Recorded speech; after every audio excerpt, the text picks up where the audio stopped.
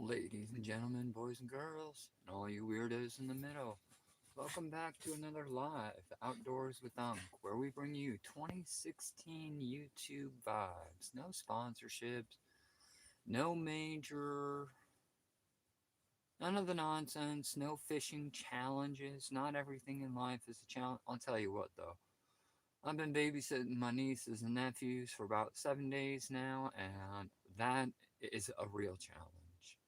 Challenge of patience. Normally it's just me, my partner, and my small dog.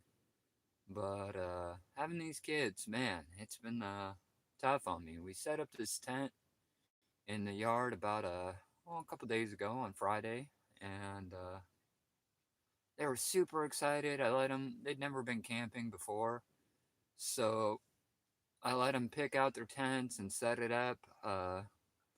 Man, first night out, the little one didn't get Wi-Fi, so she won't shut the hell up.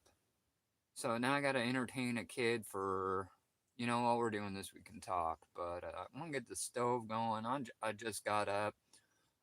Long story short is the kids got scared, went inside. To be expected. But that is perfectly okay because, damn these dogs. It is early. I haven't had any coffee yet. Wisecracker, shout out to you. Man, let's get this camp stove going. Let's get some coffee percolating.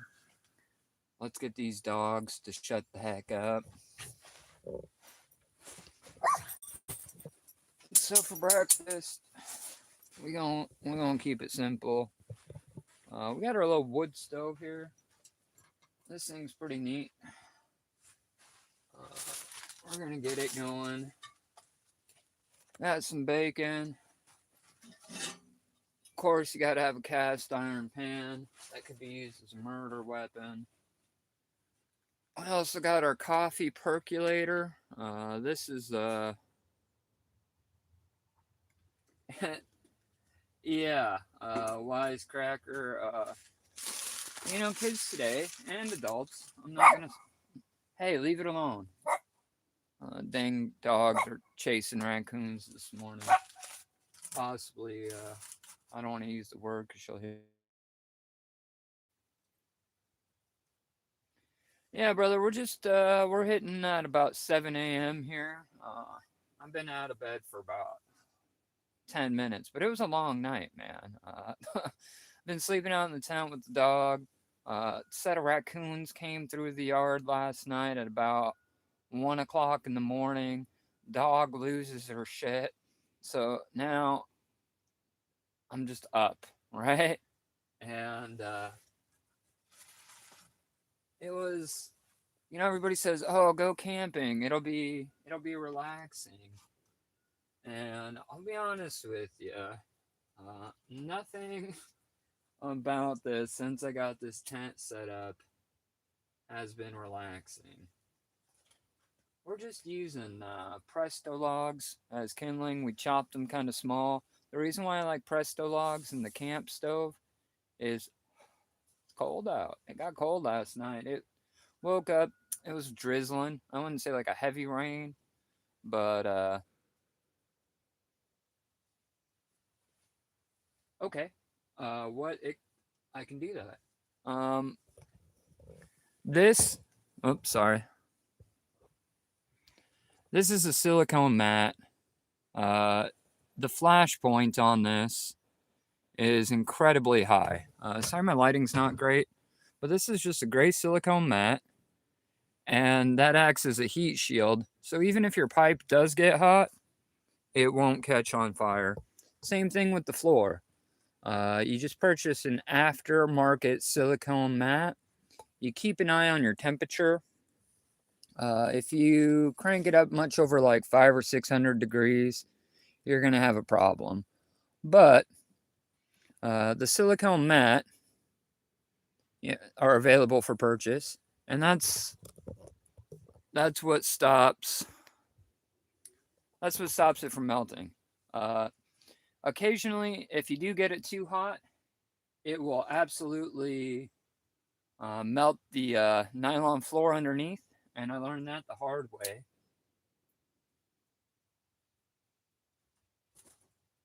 Sorry, we're and as you can see, it's smoking like crazy. Trying to get it to draft right out the gate can be a little challenging. So there's a bit of a learning curve with this, kind of like, anything else you do. But once you get the hang of it, oh man, everything's damp.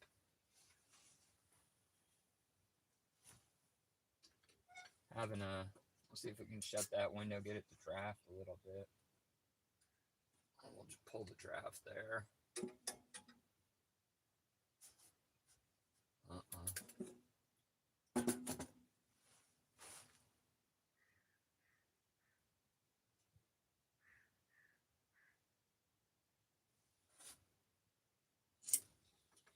If your window gets all clouded up with soot, you can take some of that wood ash and just rub it on there, and that'll remove the creosote. Wood ash is high in lime, typically. We might have to go get some more paper. We're struggling this morning. I think it's because it knows I need this coffee to function. And it's like, bro, you want coffee while you're out camping? You gotta earn it. Shit ain't free. Now we're gonna close this, see if we can get it to draft.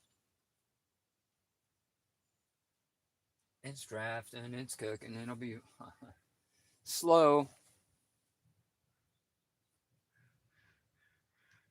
Cheech from Australia, man.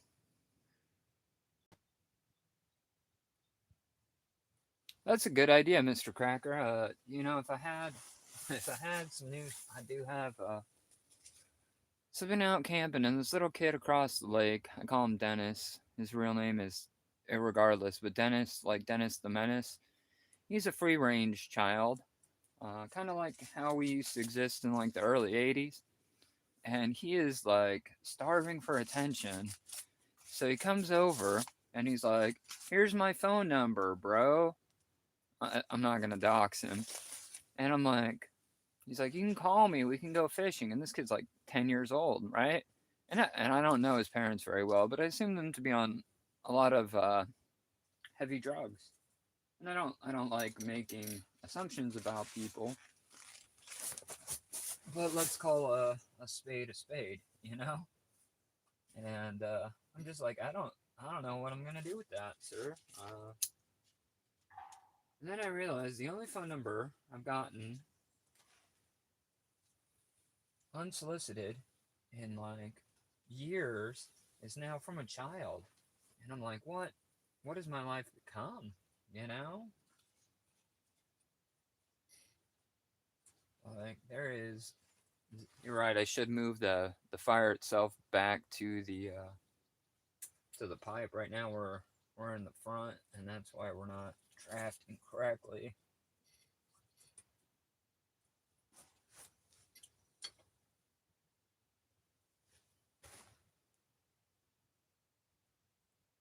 I guess if I keep the door shut, it gets enough draft. I just don't think I have enough paper to get it going. Maybe we'll see. I think we got it though. Cheech, man, what part of Australia are you from?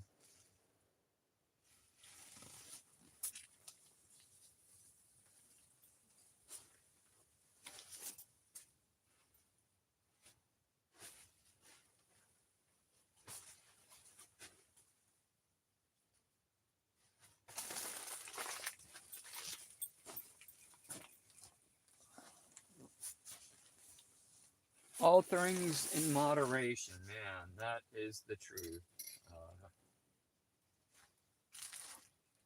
Okay, we got a little bit of that Presto log going now.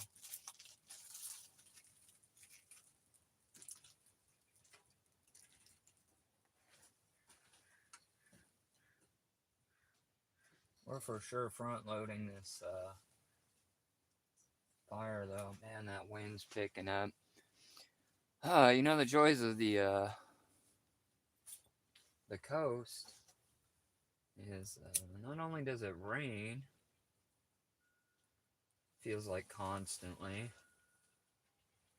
but we got wind, and the main tent itself does pretty well. It doesn't buckle, doesn't move too much. But with that being said, the rest of it, the pop up specifically, really struggles in the wind. No matter how much I stake it down, I might try to go find some more paper, some cardboard. Everything's damp. Everything's chilly. We're struggling a little bit.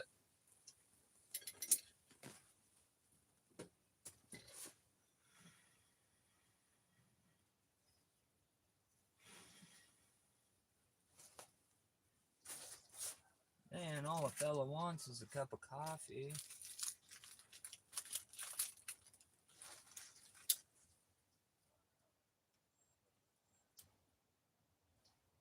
Roosters crowing in the background.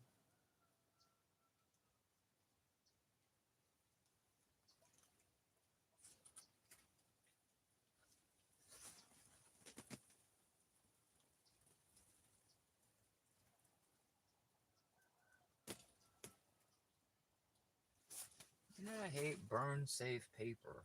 Like, what happened to the flammability of like a 1970s or 1990s phone book, right?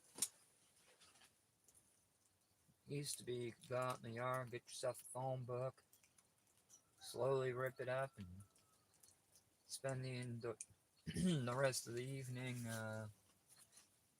polluting the environment and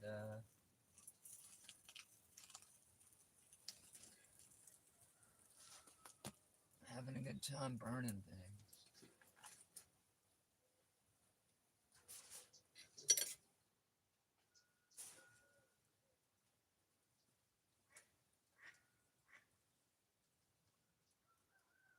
I think we got it. Burning donut bag for the win. I'm gonna slow that draft down just a little bit though.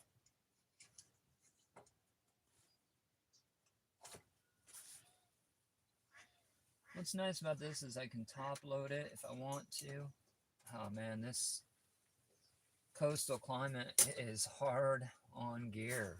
This stove, it's less than a year old, and I've already sanded it down, repainted it with high stove or high temp paint, and it is just struggling. All right, Rusty, man, shout out to you. I'll be here for a bit. We're just getting up. We're getting some breakfast going. Struggling to start a fire. We'll get it though. I mean, we halfway to somewhere.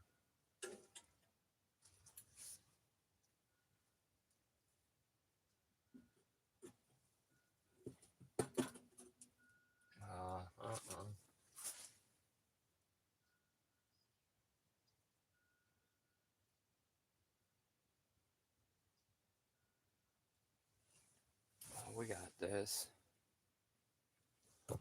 You guys can't even see it. We got it. We're getting there. It's coming along. If you want to know the world's slowest way to make coffee, it has to be the percolator on the stove. Yeah, see my breath. It's probably about 40 something degrees. Damp. Angry chihuahua in the background.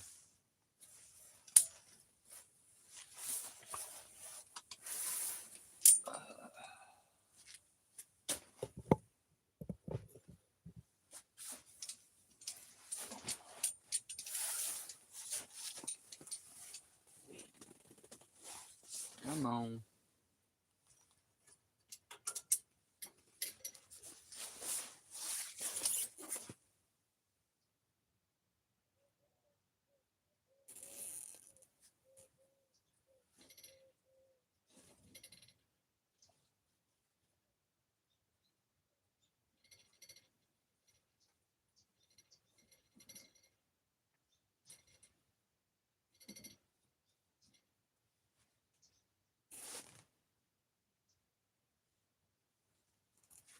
Problem here is my wood is damp.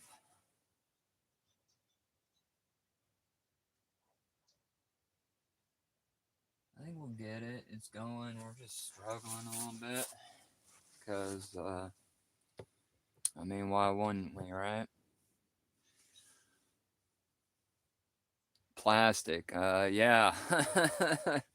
some, uh, some plastic would, definitely melt down, and, I don't know what I got, man. I try to keep a pretty clean campsite, but some plastic or, this is the outdoor area. Just a different part of the tent. This is like my breakfast living room area. We got some fishing gear out here. We got a table that you guys are sitting on. Another bunk area here. Looking for garbage or paper or cardboard. Not sure I'm going to be able to find any. Sorry, it's early. Haven't had any coffee. I'll show you guys around camp real quick. This is the pop-up living room. We got a nice table here. Got side walls, plush, fake grass. Another sleeping area here. This is the main tent. We got our wood stove that we're struggling to get going. A little lounge chair here. Inflatable tent or inflatable couch. Ultra plush. It's getting a little dirty, but we've been out here a couple days. Timu rug. And of course, a sleeping cot. I'm going to grab some paper and I'll be right back.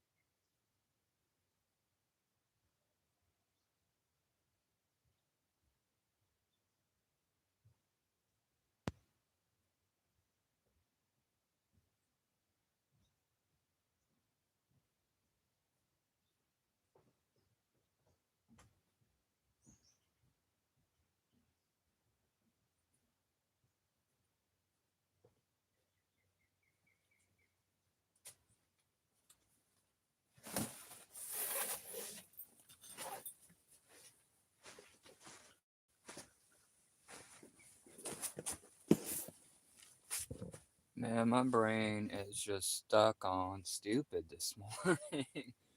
I know how to build a fire.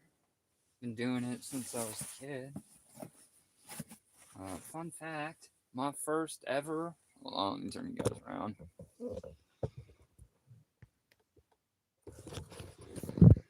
Hey, cuz, good morning to you. I like that name, by the way. I don't know if you're like a Crip from Compton or if you're like an Unk adjacent uh, creator.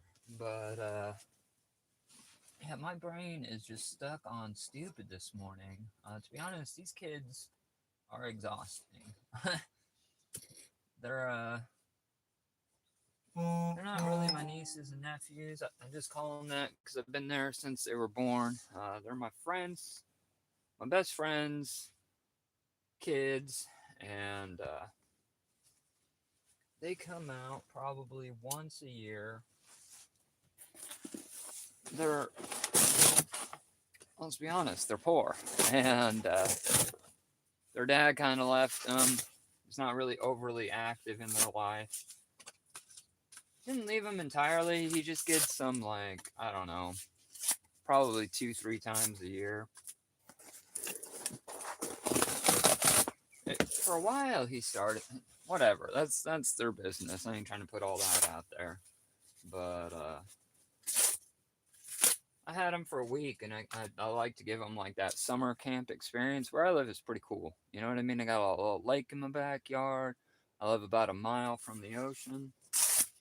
But I am not used to having kids around. And I don't hate kids or anything. I just chose not to have them because I have issues with uh, patience. And for a large part of my life, I just simply wasn't. And to this day, I'm just simply not interested in having children. Wisecracker, if you're still watching, we put some of that cardboard back towards the back, and hopefully that will help with the drafting situation. I think we're gonna get it now. We got cardboard for days. I do want it to draft right there instead of out of the. But yeah, we did everything, man. Went horseback riding, go karts. You know, at the end of the day, I live in a tourist town, Long Beach, Washington, and it's a tourist town. You know, everybody comes here this time of year and does that touristy stuff.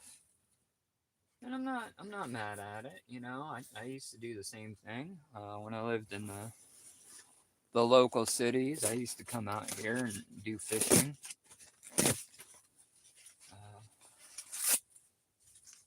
Speaking of fishing, it's fall salmon season. I wait all year for this time of year, and I don't know if you guys watch long form or not, or if you're interested. I just put out a new long form video about a state park where I live. It's one of the biggest fisheries in the world. It's Buoy 10.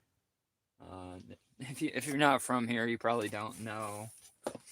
But we get one of the largest runs of Pacific salmon in the world. They People fly around from all across the planet to fish it. It is combat fishing at its finest. I went down to the jetty. The jetty is just a huge. Well, if you watch the video, you'll know a huge rock structure, and you can go out there and pitch a spinner and hopefully land a 8 to 12 pound salmon. Right now, coho or not coho. You know what's funny, and I don't fully understand it, is everybody calls the same fish something different, right? And a lot of it's like regional, right? So for like a coho salmon, some people just call them salmon. Some people call them cohos. Some people call them silvers. Uh, I've heard an old guy call them spoons. And I'm like, no, a spoon is what you use to catch the salmon, not the salmon in itself. He's like, no, they're shiny like a spoon. And I'm like, when were you born? Like, what is happening here? And they're all talking about the same kind of fish. But those usually run a little later in the season. Right now, we're getting Chinook, and Chinook are also known as king salmon. They're the kind of, and they get big. They can. Everybody says they get like a 60 pounds or whatever the case may be.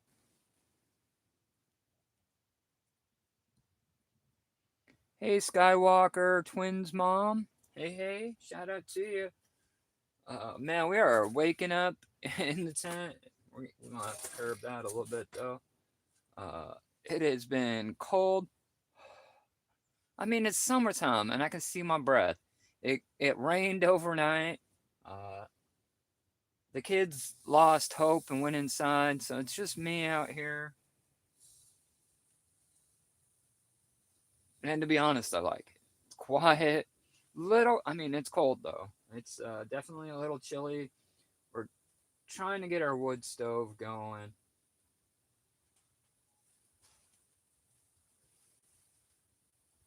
Trying to sorry, brain fog. It's been a long week. I don't want to repeat myself too much, but been doing some babysitting, camping with the kids. We're gonna close this front now and hope for a draft. I think we're just everything's damp, and we are. I don't want to say full struggle bus, but we are struggle bus adjacent. That is a fact. Everything's damp. All I'm trying to do is get this cup of coffee. I am in the Pacific Northwest. More specifically, well, I guess technically I'm in my backyard, but my backyard is awesome. I'm lucky to live where I do. There's a little pond right over there. The Pacific Ocean's about a mile that way. Well, everything's backwards for you guys, so I guess if we're, I don't know, it's hard to get sense of direction on the worlds of YouTube's, but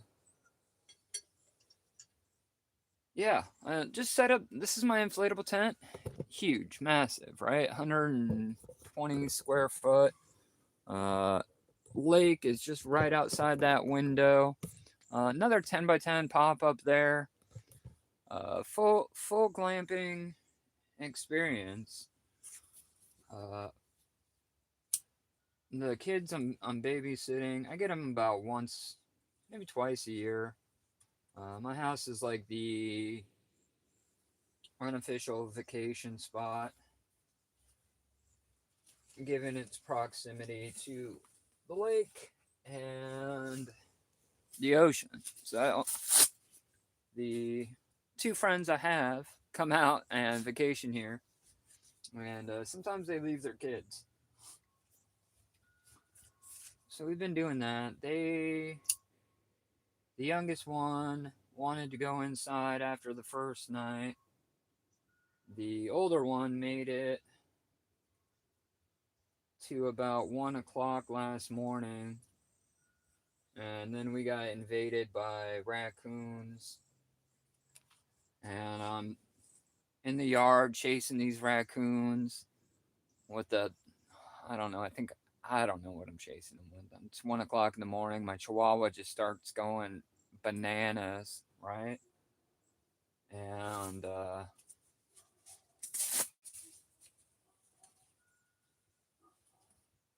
I tell her, look, she just starts barking and she wouldn't leave it, right? Like normally she does pretty all right. She's got enough time in a tent to leave things alone, but for some reason, bullfrogs. You guys hear those bullfrogs? Got bullfrogs going. Getting this campfire going. Apparently, the Chihuahua's still angry. She hates bullfrogs as much as she does raccoons.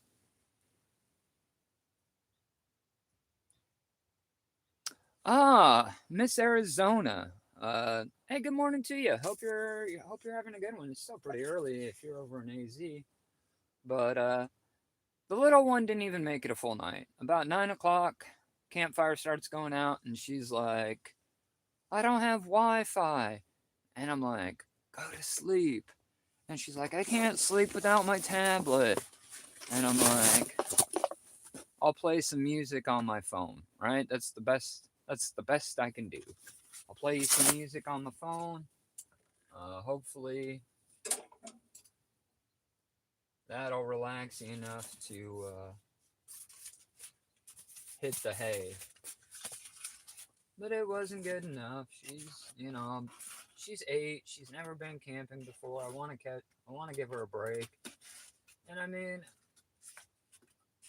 but after about an hour of that, I'm just like, I don't have the patience to entertain you, young child. I just really need you to go to sleep. So eventually, I just let her go back into the house, watch the tablet, and pass out. The older one did good though. He made it, passed out on the couch or on his cot, and spent the whole night. Last night, if you've been here the whole time, I apologize that I'm repeating myself, but last night my dog freaks out about a raccoon. Just will not shut up. Probably about 1 o'clock in the morning. So get up, and I don't even think I had a good flashlight. I just used the flashlight on my phone, and the dog won't shut the hell up, running around the yard just barking. And so I'm like, what is she? What? I thought maybe she had to go potty. It'd been a while since I let her out, and so I let her out, and then she just goes ham, right? And I got a small yard. I share a yard with my neighbor, and she just starts going off. And then my neighbor's dog starts going off, right? From inside the house. And I'm like, oh, this is a soup sandwich. Nothing about this is great, right? My neighbor's an elderly gal. We're really good friends, actually. I consider her like a second mom. But if it's different because I'm like, I was never friends with my mom. So I'd be like friends with my mom. I don't know. It's a weird dynamic, but it works. And so now we got two dogs at 1 o'clock in the morning. Sleepy, grumpy neighbor. She's not. You know what? She was actually a really good sport. Uh, I can hear her from inside the house screaming at her dog to shut the hell up. And I'm doing the same. Well, I'm trying not to yell because it's 1 o'clock in the morning. I'm not trying to scream at my dog. I'm just trying to get my dog. So I'm shining my little phone light around, and I see three sets of eyes. There's a mom raccoon who's probably double the weight and size of my dog, and then she's got two kids, three kids. There was one on the fence, and they didn't want no smoke. They just ran up a tree. There's a tree just right over there. So now my dog is pretending she's a Chweenie, which is like a Dachshund Chihuahua mix. So now she's embracing her inner Dachshund, right? She's got these family of raccoons up this tree, and she's bellowing, just with a lot more timber because she's still a Chihuahua, right? Like, it was just, and this is all just going down, and I'm like, and so finally, my little nephew was like, "Screw this, I'm going inside." So he absolutely did. The raccoons, I don't need. The raccoons just stayed up there. I eventually took the dog, put her inside with the kids. The raccoons went about their day or evening, and that was that was the end of that. But long story short is I didn't sleep well last night. You know, you think you're just gonna have a low-key camp sesh in the backyard.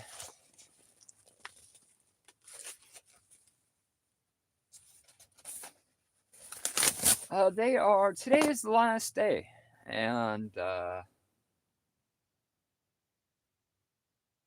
we'll have today and a good part of tomorrow morning. I'm ready. You know, I love them, but I'm ready. I'm ready to get back to more towards my I don't want to say bachelor lifestyle, but solitude.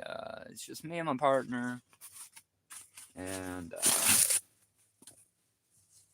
my dog. I'm not used to. Oh my God, let's talk about.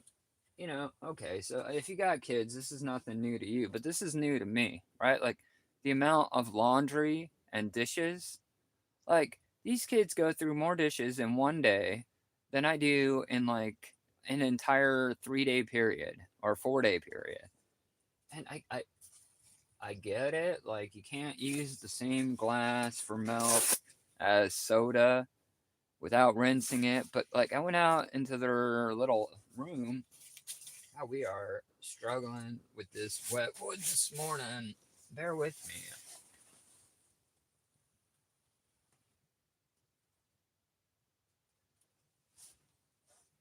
Can't get nothing to catch. It rained overnight. Not hard, but enough to where everything is just damp. Our wood's damp.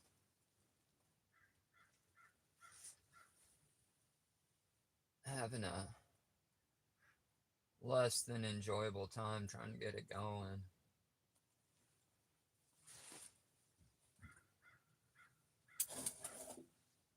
Oh, we're just stuffed too tight. That's the problem.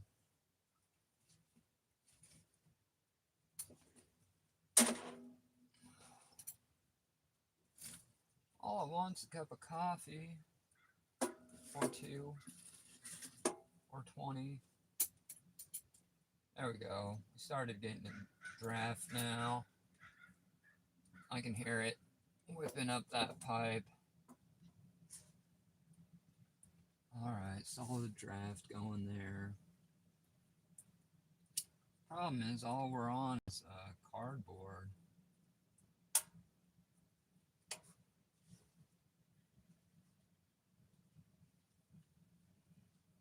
If you guys want to know the slowest way to make coffee, it has got to be with a camp stove percolator. Tell you what though, we're throwing out some heat now, which kind of makes me happy because it's cold. It's chilly. I mean, the stove itself is pretty little. It'll heat if it keeps the tent about 10 degrees to 20 degrees warmer than the outside. Right now, it's just acting as a dehumidifier. Everything's damp, so that little wood stove is going to suck out that heat and or the moisture. It's going to remove the moisture, and then it's going to start heating the tent. It's like a two-step.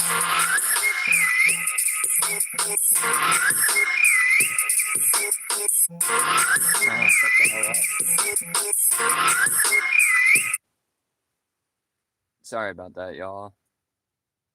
But I'd like to take a minute to talk to you about your car's extended warranty. Did you know current coverage is now available in your area, and costly bills such as a transmission or head gasket could cause you to have to spend thousands of dollars? With our new product, Car Shield, you can pay for and get total coverage for just $42.95 per month and help save you from unnecessary. I'm just kidding, but damn, I get a lot of spam calls.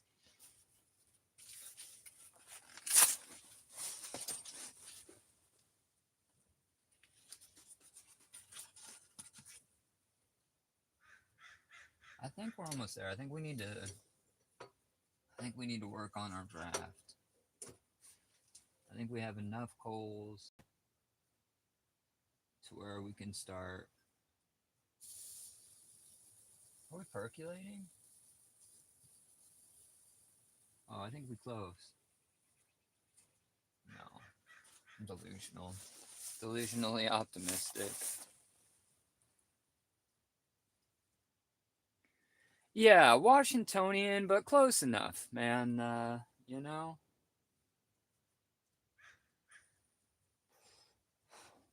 this is what I'm looking forward to the most. We got some delicious breakfast just on the coffee, then breakfast. But we got our notorious murder weapon. Man, I picked this up. If you're from the area, then you know, but like, boom. Jack's Country Store.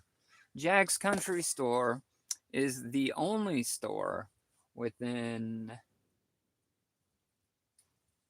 I want to say, 30 miles.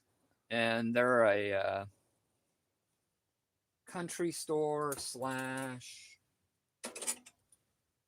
uh, they're everything. They're like the original Walmart. And to be honest, it is the largest, or no, not the largest anything. It is pretty big though, so we'll give credit where credit's due. It happens to be the oldest country store in Washington State, established in 1885, which was a little while ago. The only man, I can't even imagine what life was like out here at that time. And the only reason why people came out here and stopped here is because of the oysters and clams, which made food relatively available. I need to poke this fire, but all I have is a fork, and I have to eat with the fork later. So, yeah, that's tough. It's exactly what we're doing in Rubicon. Uh, if we're being honest, what we're doing is we're struggling to get a fire going this morning so we can make a damn cup of coffee. I mean, we've been struggling with this damn. Everything's damp. Everything's damp and cold. It's about, well, I can't see my breath anymore, but the tent's heated up a little because I got the stove going. But damp wood. I mean, I don't even say we're on the struggle bus, but we're struggle bus adjacent. I think, I think, I think we got a good draft going. I think we got enough of this wood going. I think it's gonna be about another 2 hours until I get a cup of coffee. Like to get out and do some fishing this morning, but first up, cup of coffee. Second up, plate of bacon, followed by some clogged arteries and a disappointing phone call from my doctor. Right?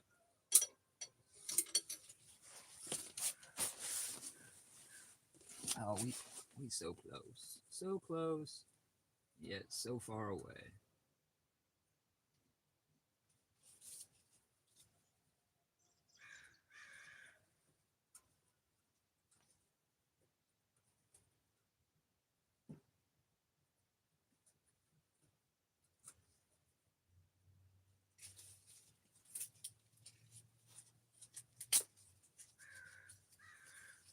No lie, my favorite thing in the world to do is play with fire. My first email was, and this will tell, it's not an AOL. I know a lot of you probably had an AOL.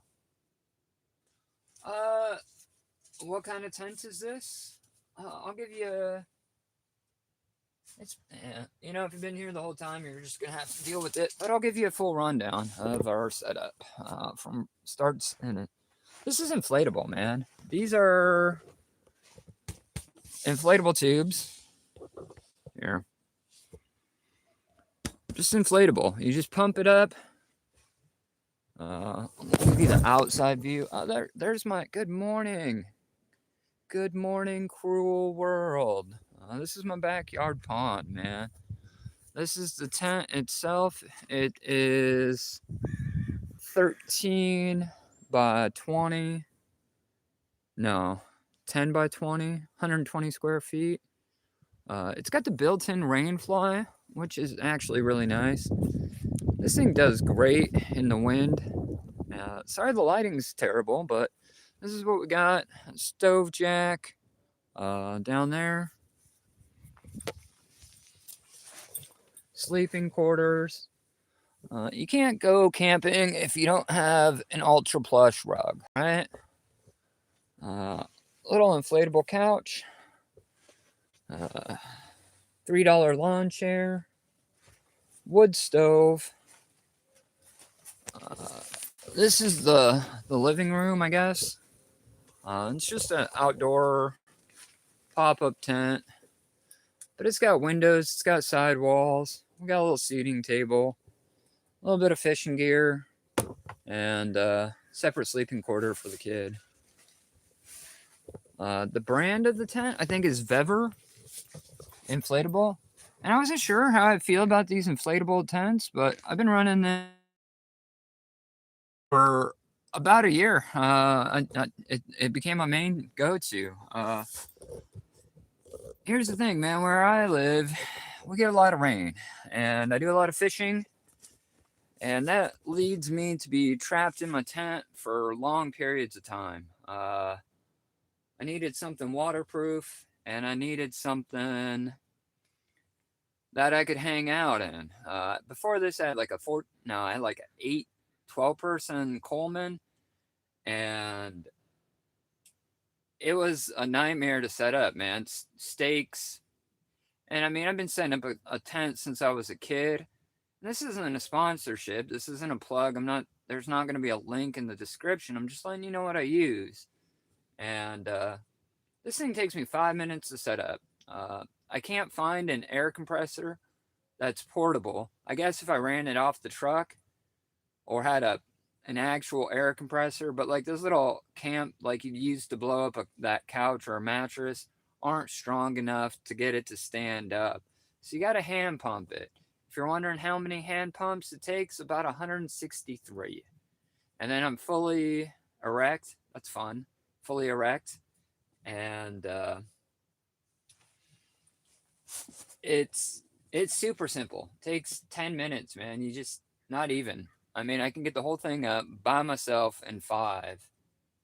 And, this is going to be, it's going to sound silly, but the color makes a big difference, right?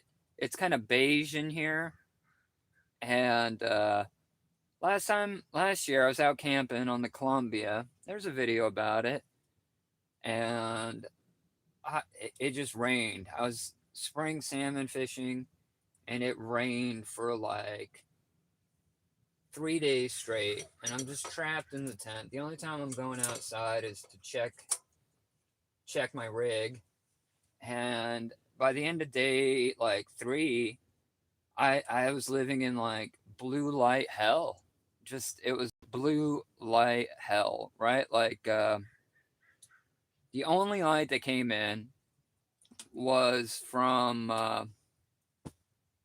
through the blue nylon, and it was shitty. I mean, it was just, I was so sick of that tent, and like it was big, so like the space wasn't the issue, right? Because it was big, I could stand up, I could walk around, I could still have my couch, and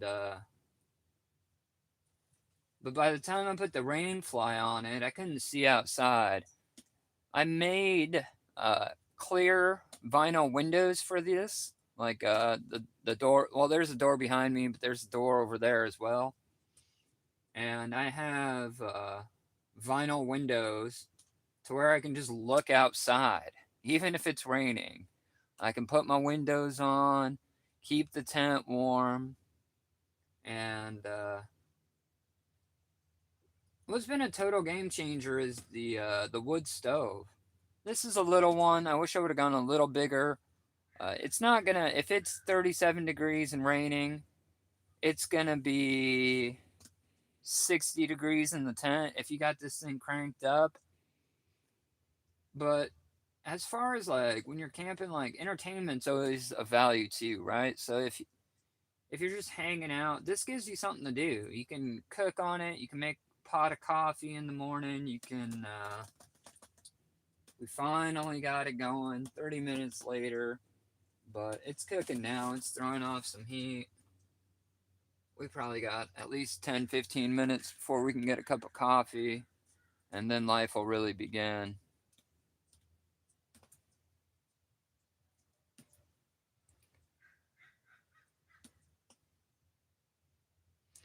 You know that here's the thing. I don't know. I imagine it could hold. I don't know, man. These things are pretty solid. I've been the longest I've had it out is 2 weeks, and I've had it down into temperatures from.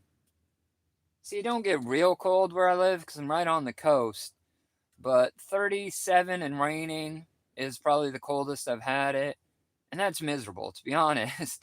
And the thing is with the wood stove, it's sucking the moisture, right? Snow is a lot drier than rain, and you're like, water's water, but it's not. I think if this thing was at like, let's give it an outside temp of like 20, and all I had to do was heat dry air, I think it do. I think it would do fine.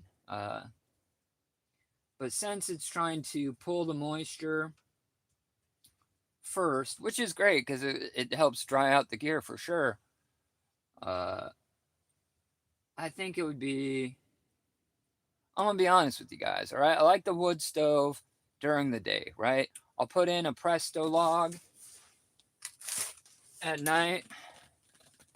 These, these are great. They're okay, so they're expensive versus like chopping your own, but it's the perfect length, and you can put one of these in there, and it'll keep that stove at about 300-400 degrees for a good solid 7 or 8 hours. But at night, I switch to propane. I use a Mr. Buddy heater. It's a lot safer. I don't have to stock it. And a Mr. Buddy on low will keep this tent at 70 degrees, even if it's 30 overnight.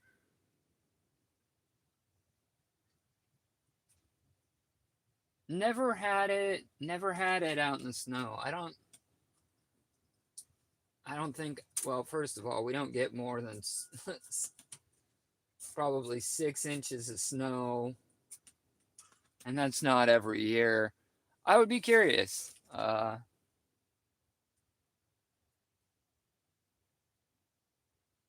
Maybe, in the fall, we're getting into fall now, but since I live so close to the coast, we don't, we're not, I mean, October, November, we're not getting snow. We're getting a lot of rain. And I just threw those months out because it's, deer or elk season then. But I'm more of a fisher than hunter, Used to be, I'd have a freezer full of elk every year. Now I got a buddy with a cattle ranch, and I just buy half a cow. But I mean, as far as setup goes, okay. So one thing I'll talk about is that stove jack. This is fine for what I'm doing right now, but normally in heavy rain it leaks. So what you got to do is they have silicone boots, right? And they're silicone rubber boots, and I'll put that over through the top. I had it sealed, but when I stored it, uh, the gasket on it came loose. I haven't found the. I mean, in theory, the best way to do it would be to sew it on. This will work for what we're doing now. Light rain, doesn't leak terribly bad, but a rubber boot that seals over the pipe is ideal.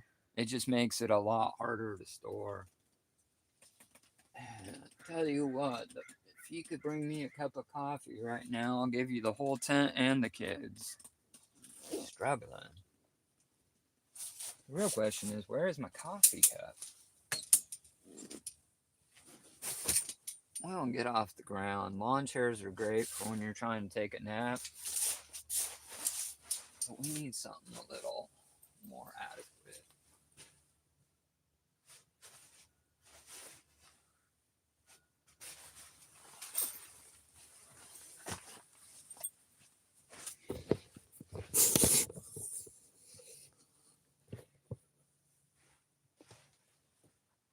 Summertime and the living's easy.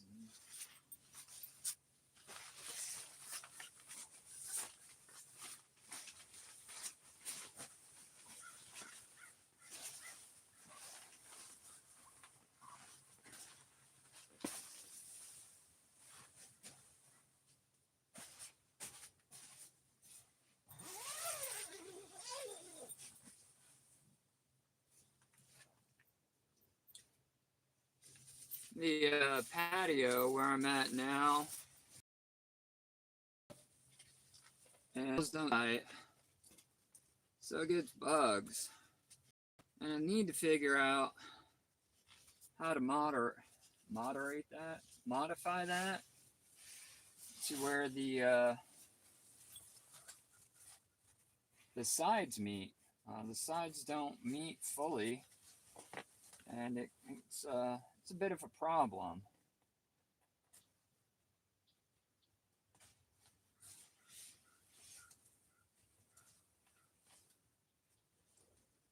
And the gap, there's a gap. That's a problem too. The pop-up won't go over the peak of this roof, so there's probably a 2 or 3 inch gap. But that stove's getting pretty hot. I can feel it. I can feel it cranking out now. Oh, man.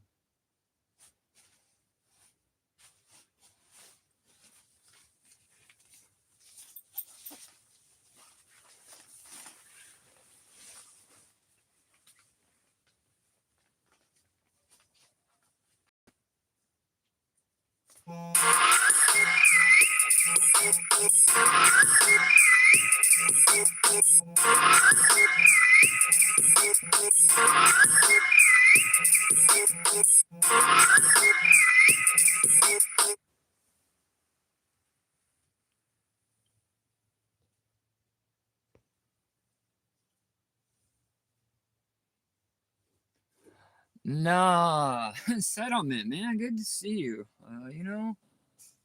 We just getting up. We just rolled out the rack. We trying to get this damn cup of coffee going. I ain't even put a line in the water yet. Got the kiddos with me for another couple days. And to be honest, I'm hiding out. I'm hiding out where while they're in the house. I don't even think they out of bed yet, but they had a long night, so we just vibing, man. You know, it's weird, settlement. YouTube held that comment for review. Like they hit it. Like they know who you are. And they're like, bro, nobody else can see what this dude's doing. But you didn't even say anything that wild. Or wild at all. Like what you said was like the epitome of family friendly. So YouTube's got its eye on you, bro. I don't know why.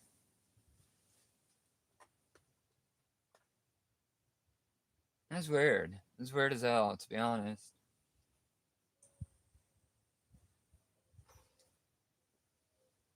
I'm gonna let we finally going. I mean, we're we're flirting with the idea of percolating. So close.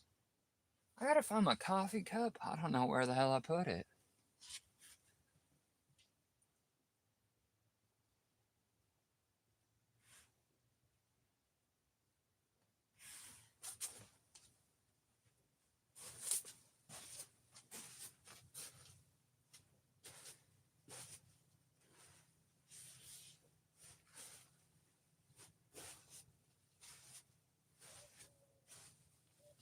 I'll roll up this side a little, make it a little easier.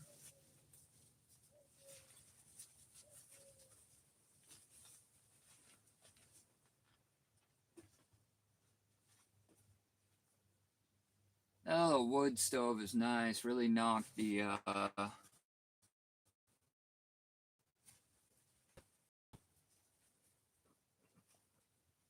I hear it. Yes. Yes. That is the sound of happiness. Or at least it would be if I could find a coffee mug. Yo, I brought it out here specifically for this.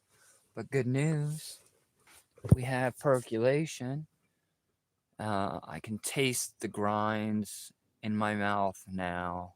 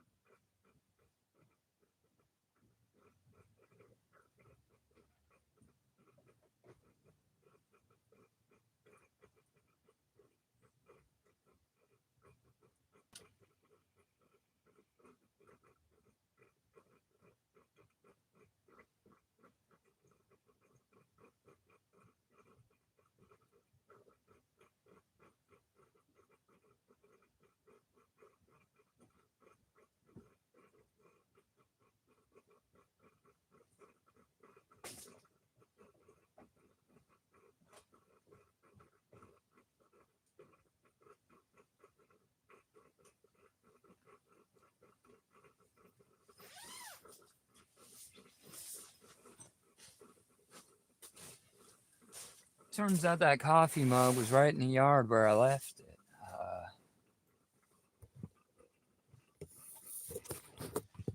You know,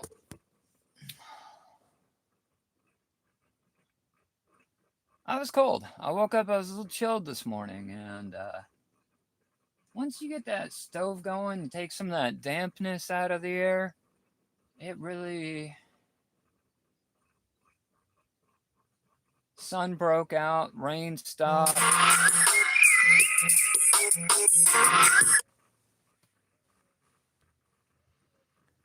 Glenn, maybe. Rain is possible. The thing about the weather where I live is if you don't like, I guess everybody probably says this and it sounds real cliche, but we're going to spit it out there because why not? uh, if you don't like the weather where I live, you just wait 5 minutes. It was raining, it was cloudy, everything was damp, but we got the wood stove fired up. So if the rain comes, let it come. I mean, it ain't nothing new to me. So, but the day is officially started. We will we will get some of this life changing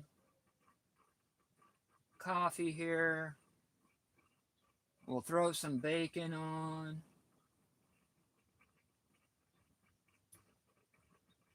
Oh man, just a moment of happiness. I mean,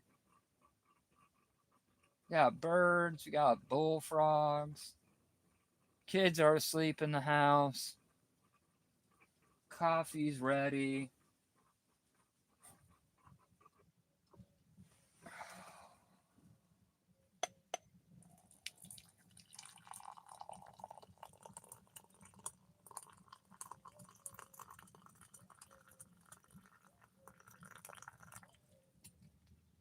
It might be darker than Settlement Soul, but cheers. Good morning. Hope everybody's having a great Monday.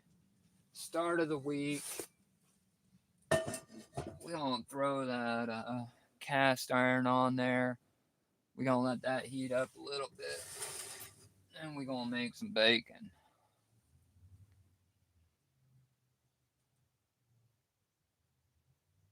A little too hot.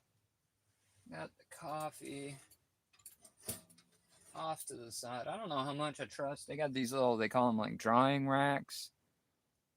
I'll trust it with the, I don't know. Don't trust it a whole lot, to be honest with you. We might go set that percolator works. Oh my God, sunshine. Here comes the sun. Do do do do. Here comes the sun. And I say it's alright. A little bit of Beatles. We singing Beatles karaoke on a Monday morning. Campfire cup of coffee. Skillet's getting hot. Got some thick cut bacon. Man, does it get any better than this?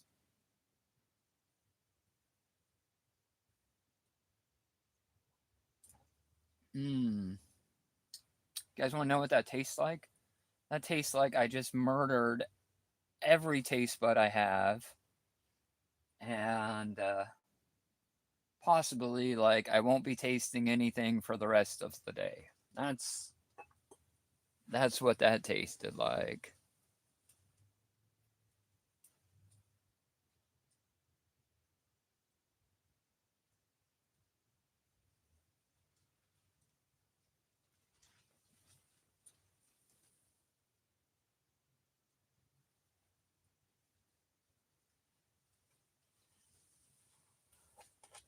Yeah, Rusty, that the platform has shifted. Uh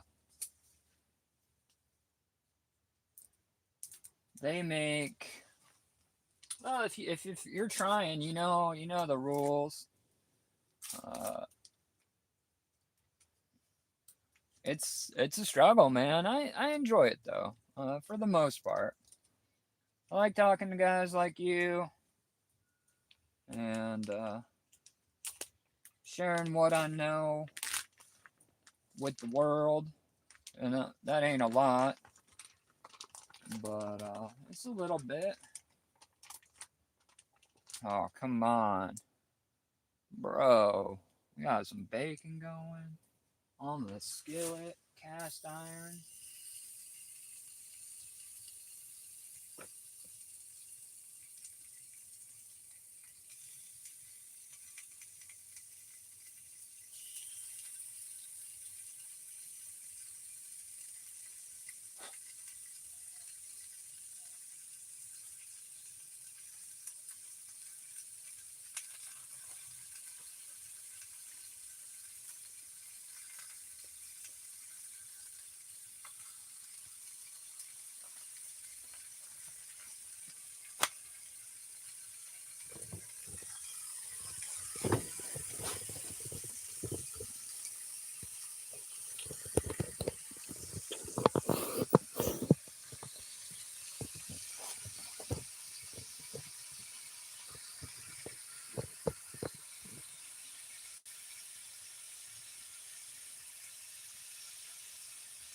A little bacon sizzle.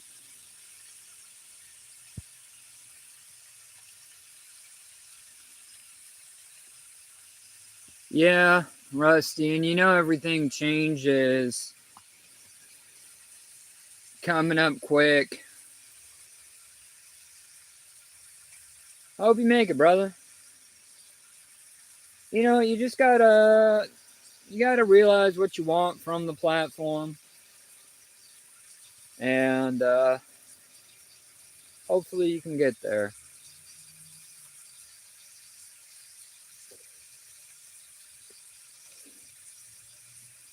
Tell you what, this tent smells amazing right now.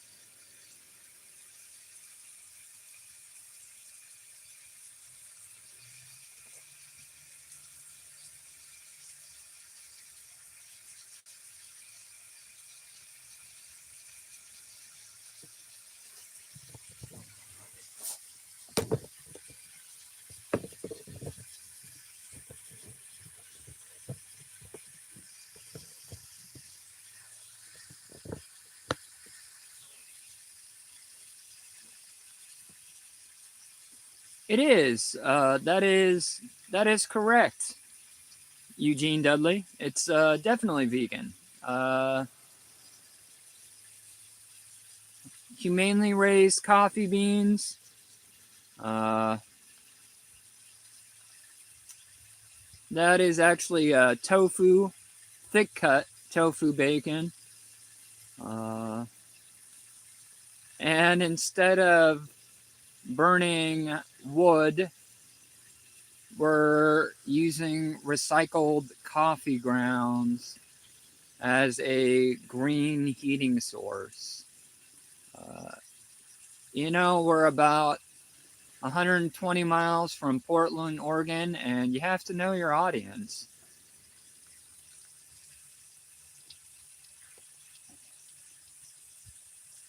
I need to stop hating on Portland. But I was there not too long ago, and man, it is changed. It says that's how you know you're getting old, right? When you start complaining, I remember how this city used to be before all those hipsters and trans type people started moving in, ruining it for the norms. But yeah, once upon a time. Oh, you guys want to see my latest toy? I've had it for about 6 months, but if you're a knife guy, like, boom, Benchmade bug out. This thing has been solid, man, and I've been torture testing the hell out of it. I picked it up at a yard sale for like $75, and this thing is sharp, man. I use it all the time, cutting carpet, doing everything you're not supposed to do with a pocket knife. But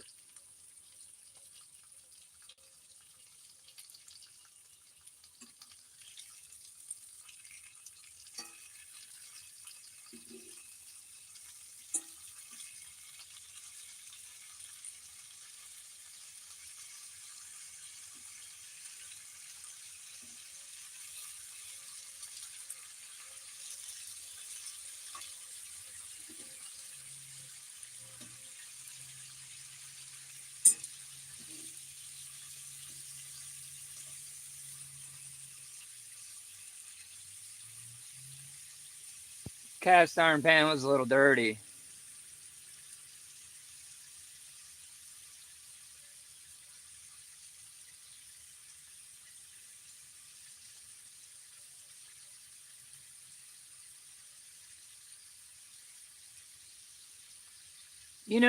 Rusty, yeah, Osborne's a good brand. I was born into a Kershaw family, if we're talking outdoor gear and knives.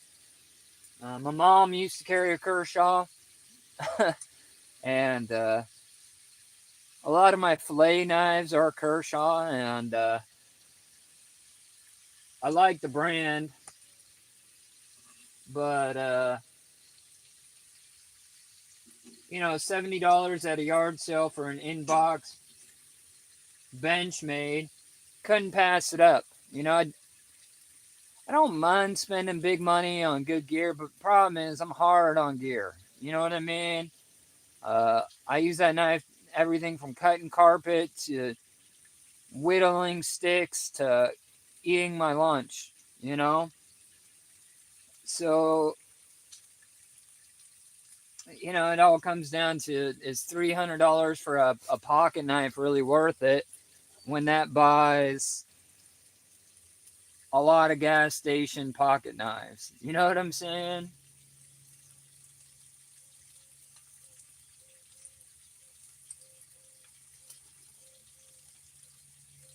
It is. It is getting toasty.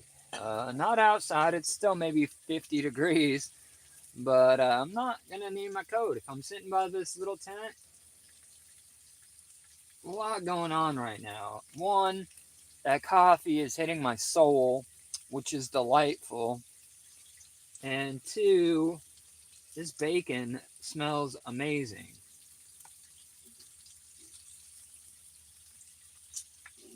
A little greasier.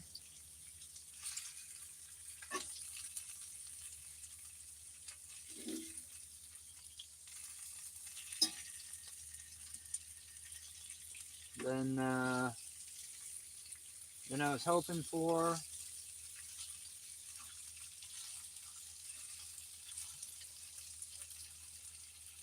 Sometimes cooking in a cast iron pan, the pan was dirty, is what it comes down to. It just wasn't, it looked clean, but there was a layer of like soot or something.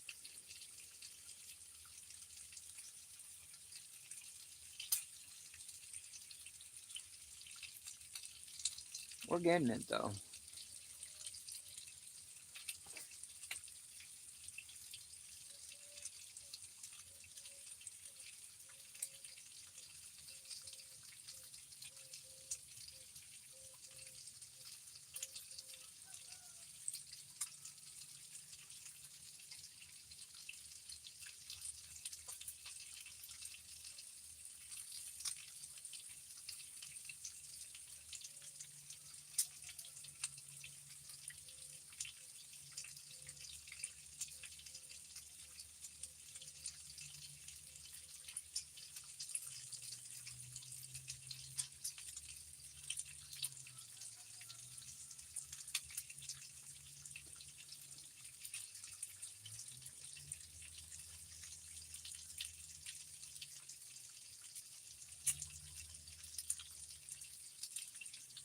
Yeah, Tommy boy.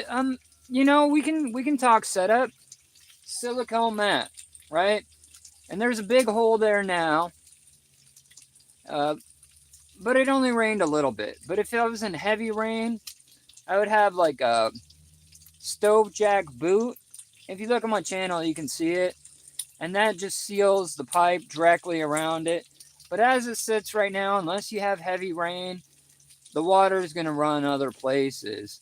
The floor is also a silicone mat. The silicone mat, it won't spark. It doesn't have a flash point. You can melt the floor underneath it, but this is a massive 120 square foot tent. It's about 50 degrees outside, and where I'm sitting is probably about 70 degrees. You can cook on them.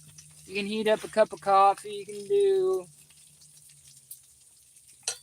all kinds of different things.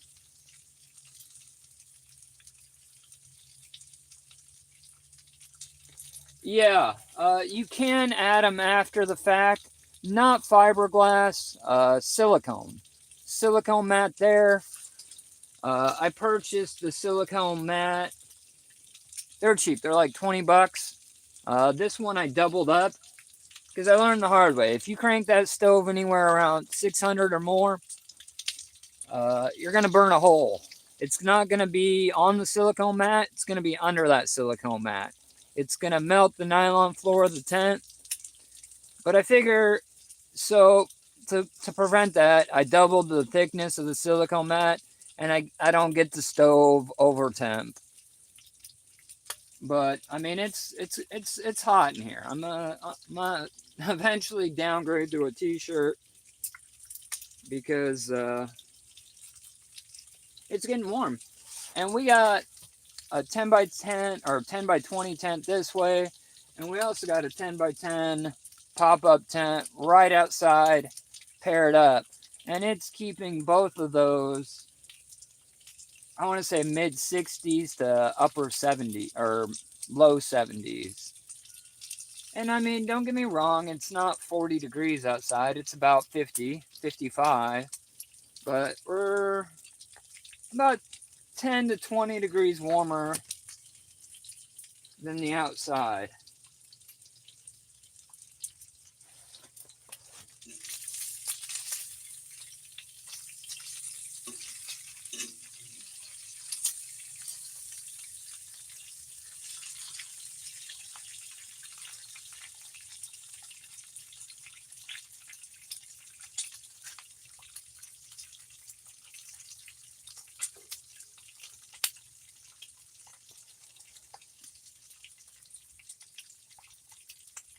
Hey, good morning. Shout out to I can't see it, 13 people.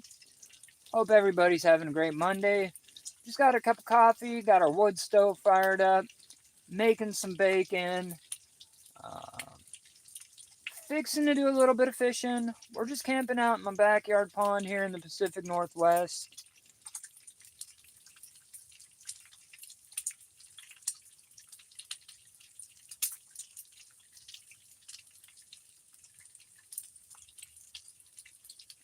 Yeah, no, all right. Everybody's got their own thing, man. This silicone is just as flame retardant as fiberglass, and it's lightweight. It's easy to use. Never had a problem. That pipe is resting directly on the silicone mat, and it's still cool to the touch. Uh, if you want, we can grab the heat gun and start taking some temps, but that can be an after breakfast activity.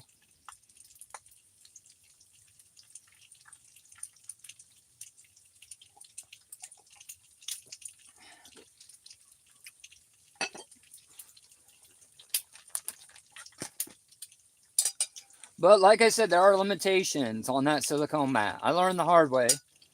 Once I cranked that thing up, and it was my own fault. I overcooked it. It was about 37. It was raining. Put two big logs in there. Had that thing over 600 degrees. And at that point, I melted my floor underneath the silicone mat. Nothing caught fire. The silicone mat just got so hot, didn't melt the mat, but it melted the nylon tent. It's a little cold.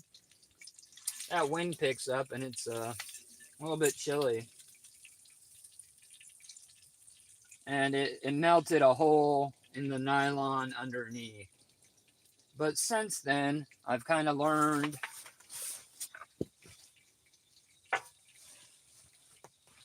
not to overcrank the stove. Uh, if I was buying a different stove, I'd go with one with a little taller legs. Help keep it. Right now we're 3 inches from the bottom of the stove, maybe 4. And if I had little taller legs, but you got to start somewhere, right? So you're on Amazon. You're looking at the cheapest wood stove you can get, and to be honest, there's not a whole lot of options. We go around too with this bacon though.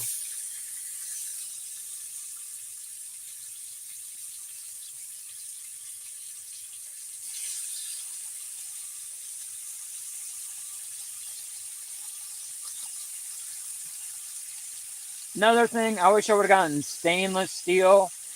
I got steel, claimed to be stainless, but it rusted out. I've sand, and I realize I live next to the ocean. Salt water is crazy hard on things. Everything rusts here. But I've sanded that down and refinished it with high stove paint for 2 or 3 times. I did spend a little bit more, so I have the window in the front. I don't have the window on the side, and I kind of wish I did. A lot of this, for me, is entertainment. Uh, I enjoy a campfire, enjoy have something to do while I'm spending time outside. Yeah, uh, I I did concrete, just 2 cinder blocks, the narrow ones, not the wide ones, and raised it up, and that does help. And what that does is it adds like an 8-inch shelf at the bottom where you can keep things warm. Like if you want to like dry out or warm your socks or something, it it gets it's not it so I mean easy modifications, but for what I'm doing right now, I don't need it. I don't need it raised up. I don't need the bricks. But if I was going for a little bit lengthier, or if I was trying to push it, uh, right now it didn't get real cold, maybe 50 degrees and raining, which trust me, is plenty cold. But I'm not pushing the stove. I think the stove's probably around 300 degrees. No, it's a little more than that. The pipe's probably 300 degrees, but if I was really trying to heat with it, like it was a real cold environment, then I would consider some cinder blocks to raise it up off the ground. But for on a day like today, it's Not too shabby, just doing what it's doing.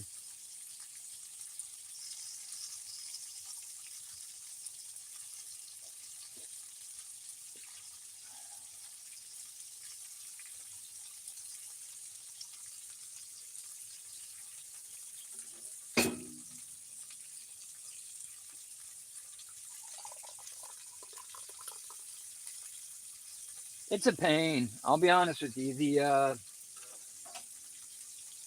The firebox is about 15.5, which means you're not fitting like your standard cut of wood in it.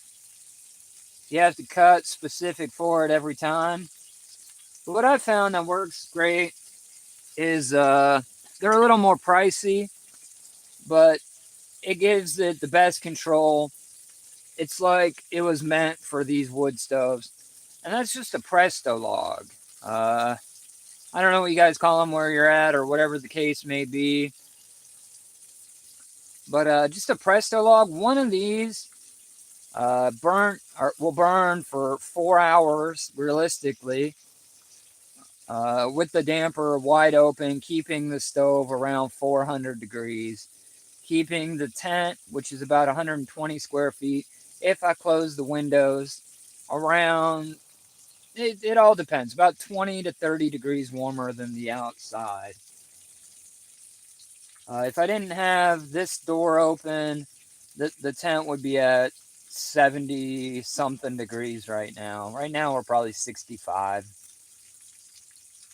You're like, why are you walking around in a t-shirt when it's 65? I'm sitting right next to it, so it feels a little warmer there. I am drooling over this bacon.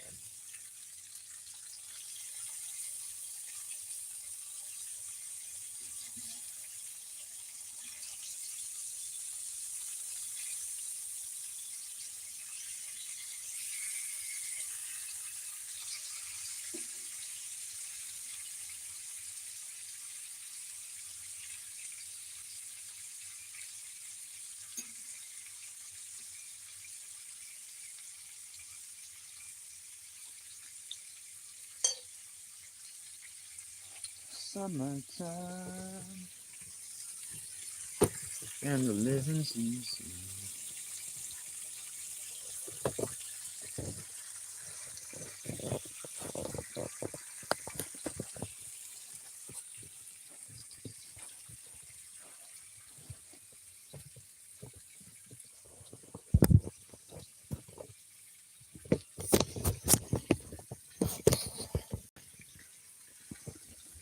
Summertime.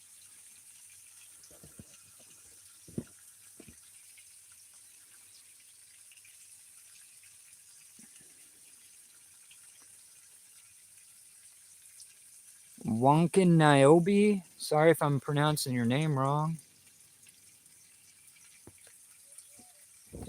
Hey, shout out to everybody in here. We just fixing to eat some bacon.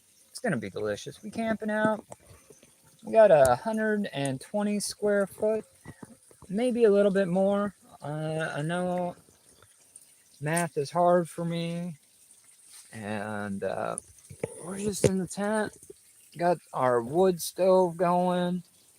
Coffee's already done percolated to its peak goodness.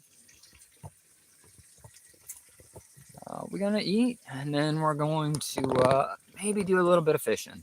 It seems like a good day. Sun kind of, it's tough, man. We got a cold breeze, so while I'm sitting next to the stove, it's warm. I go about 20 feet that way. The door's wide open, and it's like I'm out in the elements all over again. But coffee, bacon, and then I'm thinking, I don't know what I'm thinking. Probably catch some fishies. We'll see what's biting. I don't know what's out there. I got a just outside this door through that little window. Oof, that breeze is chilly. I'm gonna have to put my coat back on. Sometimes I like to pretend like it's summertime, but it's not. Most of the country is like 100 degrees. I hadn't, you know what's disappointing? And I don't mean to bitch because, the grass is always greener type situation. but I have not had one day uh,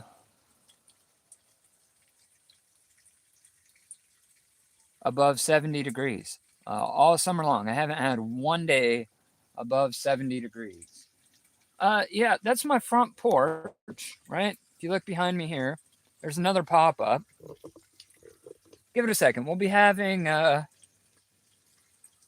breakfast over in the dining room. Right now we're in the kitchen, but yeah, we got artificial grass, man, and that's like mission objective.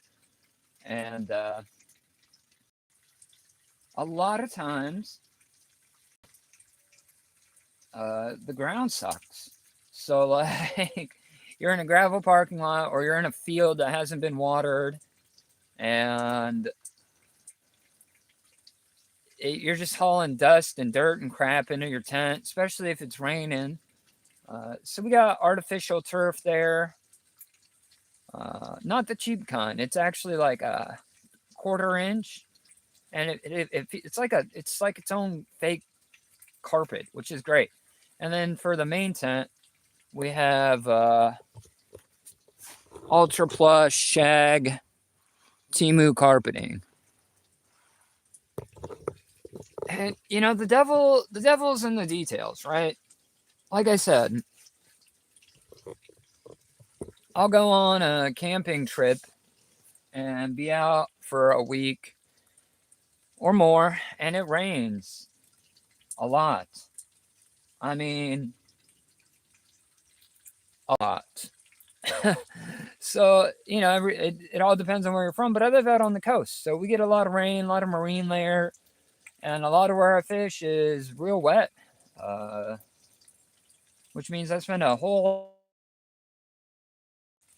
and so I just got it geared to where if I have to hang out in here for a couple days, I'm just not gonna lose my shit.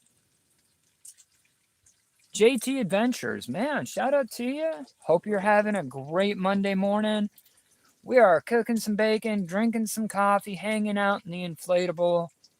I had my people over this weekend, some kids, and had them for about a week. They ain't never been well. They've been camping one time. They'll tell you about it. Don't tell them they haven't been camping, because they remember that one time I took them when they were like 4 years old. But they're out here on summer vacation. I live in a pretty cool spot. The Pacific Ocean's about a mile behind me. Right outside that little window is a oh 7 to 10 acre pond. Has a canal that runs up into the forest. There's beaver dams. There's wildlife. I live in a pretty cool spot here in the Pacific Northwest. I am starving, and I wish this bacon was ready like 10 minutes ago. But after we get the bacon up, we will switch gears. We'll do some fishing. We'll see what's biting in the backyard pond. We got yellow perch. We got bluegill. We got loud bullfrogs this morning. We also got bullhead catfish, but sun's coming up now. Largemouth bass.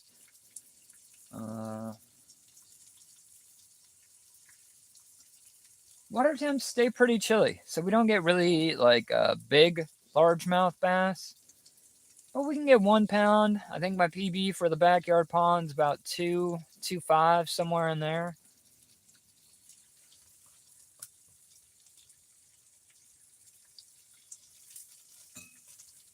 Immediately after this stream ends, I'm gonna go inside and rage at my wife. Uh, Normally we're a thick cut bacon. Oh, okay. I was gonna rage. I was gonna be like, "Where did we get this bacon? What? This is. I mean, I can see through it. This isn't bacon. This is like paper bacon, right? So I was gonna. My wife's out of town, so I can't yell at her at the moment. But I was making a mental note to rage about this thin cut bacon later, and then I realized my friend dropped this bacon off for her kids because I'm watching them for a week. So I almost had misdirected rage, but now I'm gonna next time I see my friend when she gets back in town, I'm gonna be like, look, quit bringing this goddamn cheap ass paper bacon to the house. The only bacon allowed in this house is thick cut, and either it's got to be peppered or hickory smoked. I'm not gonna be a free babysitter for your kid if you keep bringing this cheap ass bacon into the house. It's insulting. Sorry. Idaho, man. If you at where your screen name is, we're neighbors, man. But I'm on the Washington State coast. I live right next to the ocean. This is my backyard. Right over there is a pond. Right over there is the Pacific Ocean. We hanging out, set the tent up, just having a backyard camp out for the kids. And that turned into them moving closer to the Wi Fi router, getting chased off by raccoons. Man, it's just been an interesting weekend, but I'm not mad at it, to be honest. I had a pretty damn good time. I'll be having a better time when the bacon is done and I can eat. Alaska is nice, man. I'm in like mini Alaska, which happens to be like Washington State. And you can't act like, all right, so you want to feel all fancy. You're like, oh, bro, we got glaciers. I got a glacier.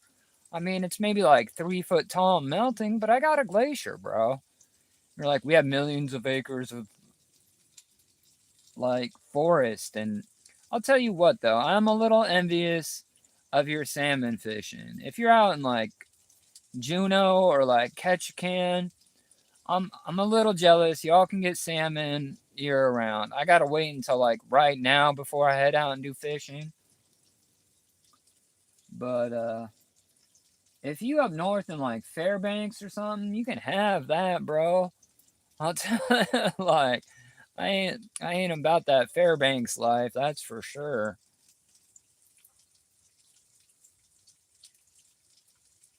Yeah, that's hilarious, man. I before you even said that, I started shitting on Fairbanks. Nothing personal, man. I'm just not about that.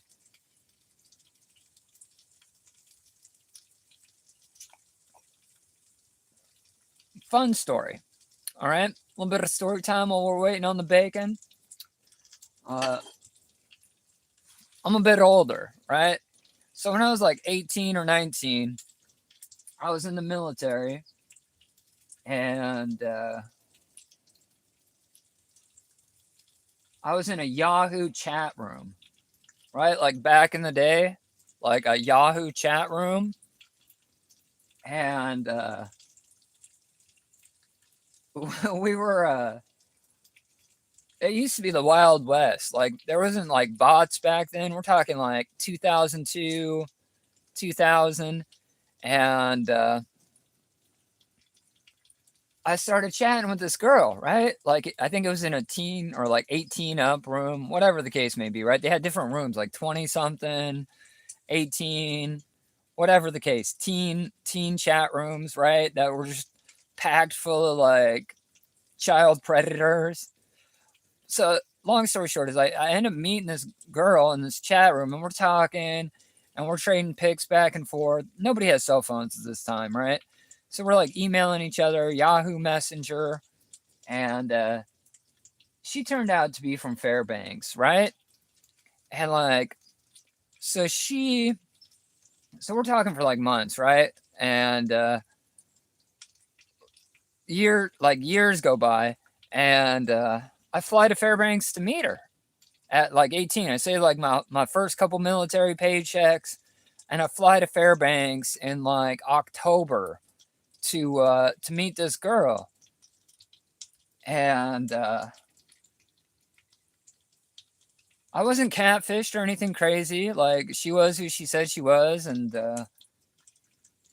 eventually the relationship just kind of ended on its own. But yeah, man, I was not impressed with Fairbanks, Alaska at all, to be honest. No, like I don't hold any personal hard feelings or grudges about it. It was just fucking cold. I think I went there in like November because it was around my birthday. I think it was like minus 10 degrees. Uh, like we couldn't even leave her like double wide trailer. Uh, it was just the town itself was lackluster. I don't know, man. I like rural. Don't get me wrong. I live rural for a reason, but I ain't never been in cold like that, and I ain't never been in cold like that ever since. I am in the backyard, Paul. You are absolutely correct.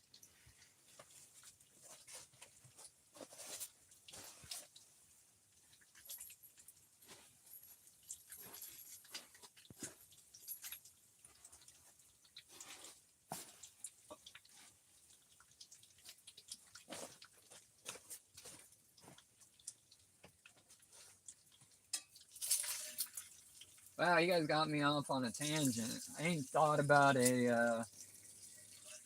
I would like to say this is cooked to perfection, but it's not. My pan was a little dirty, little soggy, little soggy, soggy bacon this morning. Kind of par for the course, though. We're gonna see if we can crisp that up just a wee bit. I wish I had a paper towel, but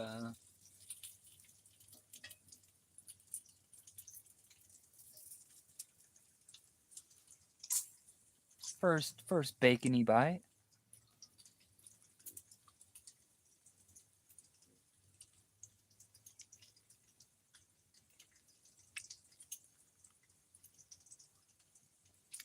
That's tough, man.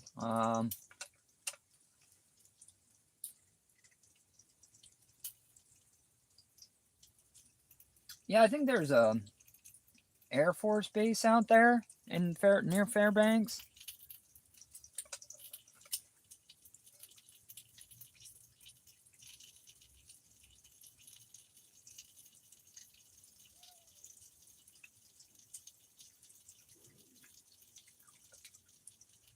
Yeah, that whole pick where you go thing is kind of like interesting.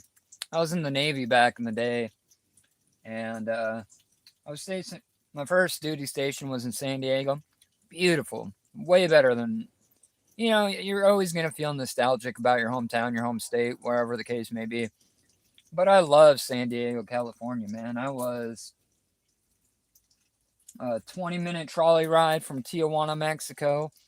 And I'll be honest with you guys, there is a lot of fun things for an 18-year-old kid to do in Tijuana, Mexico. Uh, so, but I didn't like being on a ship, right? You're stacked three deep, you're out to sea for months at a time. It's kind of like prison, to be honest. Bunch of dudes, shitty food, uh, large amounts of violence, and so when my ship decommissioned, it came time to go somewhere else. I said, "Well, I don't care where I go. Just don't put me on another ship." So they said, "All right, we got you, Woods. We're gonna attach you to the 11th MEU." And I said, "What the hell's a MEU?" They're like, "Marine Expeditionary Unit. You're gonna go overseas and play in the desert for the next 9 months." So I did, and it was hot.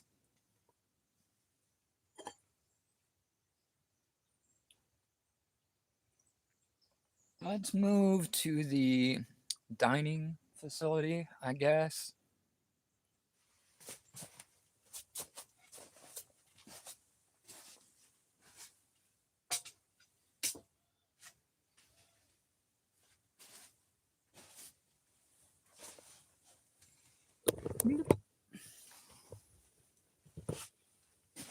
Welcome to the front porch.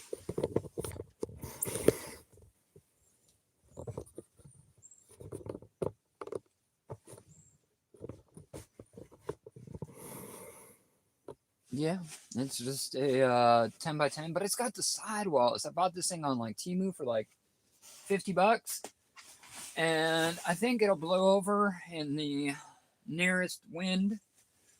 But with that being said, it's awesome, man. It came with these little cheap ass windows, but this is great. As far as like an outdoor porch goes, and it pairs up right to the other tent. I can still feel that heat coming off the wood stove. We're gonna eat some bacon until our arteries clog out. Yeah,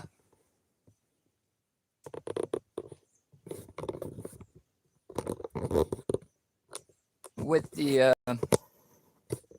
with the turf, right? Like I said, I don't pretend to camp. I know it. I know it feels like it because I'm just in my backyard now. But I go out for weeks at a time on some of these fishing trips, and it rains. So having a place to sit, keep my gear dry, uh, really helps, you know? The only reason why this pop-up tent is currently working is because it doesn't, and the only reason why I can have the sidewalls on is because the wind is calm at the moment. But if the wind picks up to even like 5 or 10 miles an hour, there is no holding this thing down. These walls will just blow off. So you can kind of combat that by dropping it down a little bit. But the only time I can really use the pop up with the sidewalls like this is if the wind is low. But it's great, man. This thing will greenhouse too because it's got these windows. So if it's about 60 degrees but sunny, this thing will act as a greenhouse, get up to probably 70 degrees plus. Uh, right now, I'm actually a little wood stove behind me, and the other tent is keeping me pretty warm. It's probably 65 in here or so.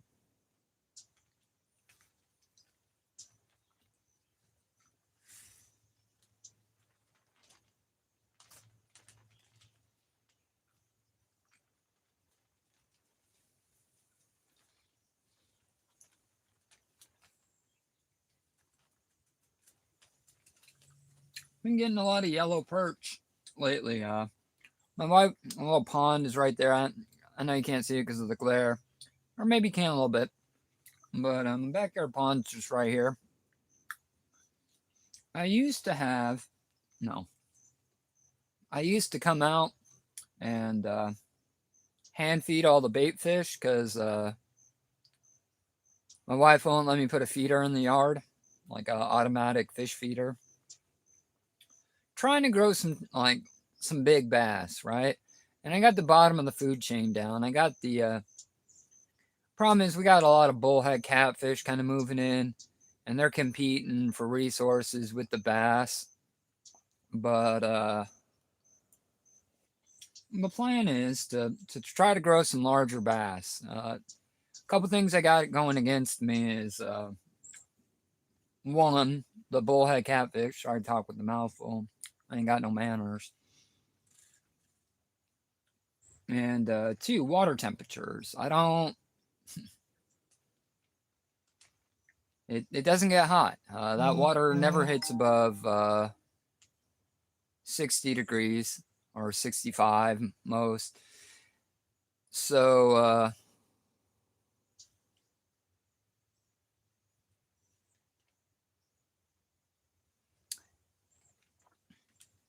I'm sorry if I can't pronounce your name. I am eating in a tent. We're camping out in my backyard. I live in. Sorry if you've been here the whole time, but if you're just getting here, welcome, man. Hope you're having a good Monday. We just woke up. We're doing a little bit of backyard camping. Originally set it up for the kids. Kids lost interest, went inside. So now I'm just kind of out here by myself. I cooked some bacon on my little wood stove. That's the main tent itself. Cot, couch, wood stove right there where I cooked my breakfast. This is kind of my front porch. And we're eating some bacon. We're just waking up, drinking some coffee. And we might do a little bit of fishing, talking about the backyard pond. Just living life, man. Just having a, end of summer vibes. I had my friend's kids for about a week. I live in a pretty cool spot. Uh, they're poor, or not, I mean, define poor, right? Uh, they can't afford big vacations, right? Hotel where I live is probably $200-300 a night. So if you're coming out for a weekend, $400 just in food or just in housing, that's okay. Your English looks fine to me, sir. So yeah, a hotel where I'm at is $200-300 a night for a queen, and if you're a single mom of these two kids, single income, I mean, she busts her ass working. She don't have an extra $400. You know what I mean? Rent where she is $3 grand a month.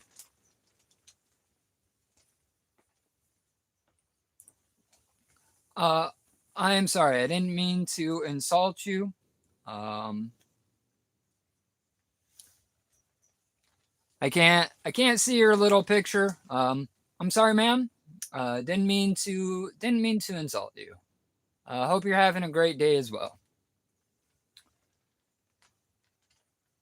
So, like I was saying, you know, vacations are expensive. You take the kids here. All right, I've had those kids for a week. We went to Funland Arcade. We went go kart racing, and we rode horses down the beach. East Settlement, I hear you, bro. Said hurry up and rip some lips. Uh, I'm dragging, man. I was up at like 1 o'clock in the morning, chasing raccoons in my underwear. Uh, it just rough night, man. Let me get another cup of coffee. We get that line in the water and make some magic happens.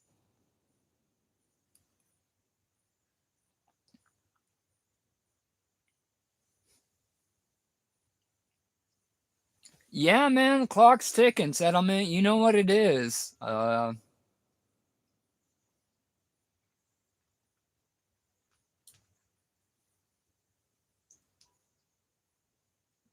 I like the live feed. I like hanging out and chatting with people. But I don't love, I mean, I don't want to jump into like creator talk too much, but like, I don't love the live space. You know what I'm talking about. But gotta do what you gotta do, right? So we out here, but we're having fun with it, man. I ain't trying to be another boring ass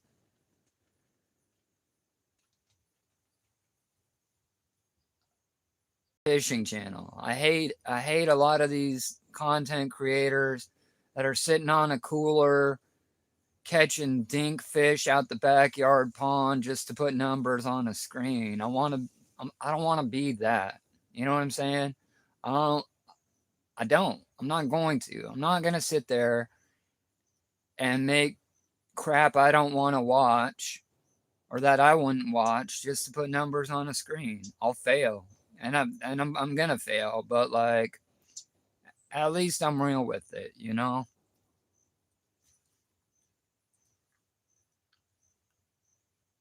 That's it.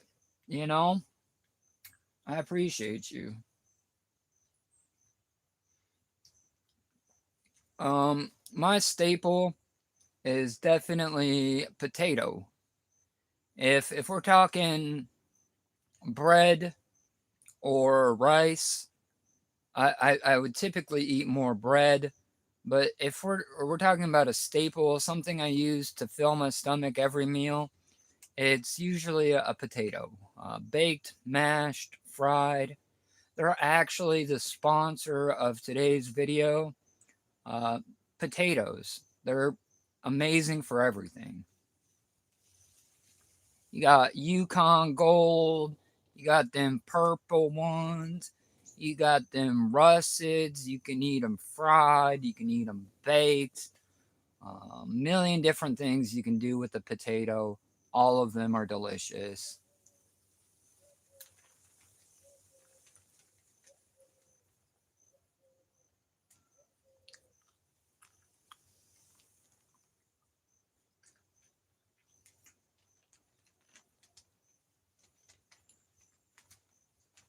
Y'all want to step out into the parking lot settlement? You guys gonna handle that?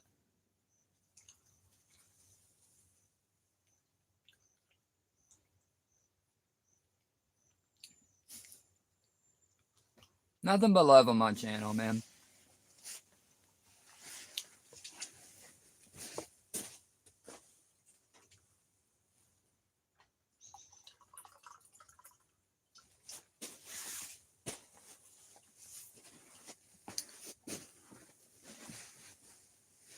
You know it's funny?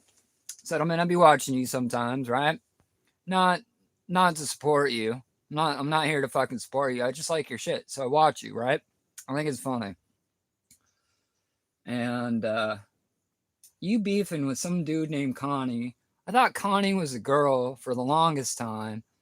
And then I'm like, I have a fish, right? Like I own a 75-gallon aquarium. And I'm not being mean to anybody. Nobody being mean to anybody. We all just talking, having a good time, getting ready to catch some fish. So I own a 75-gallon aquarium, and my I have a convict cichlid, and her name is Connie. So I'm like, why is this? I am sorry, I'm gonna mispronounce your name, so I'm gonna call you Hugh. And so I'm like, why is this? Why is this dude beefing with my convict cichlid? Right? I'm like, Connie, like what is happening here? I don't know, man. Personal issues, I guess. But Hugh, I do love fishing, and we'll do some fishing here in probably 2 minutes after I finish my breakfast. Excuse me. Not yet. I haven't got out there. I'm drinking some coffee. We're Give me about 2-3 minutes, and we'll go throw some lines in the water to see if we can't catch some fish.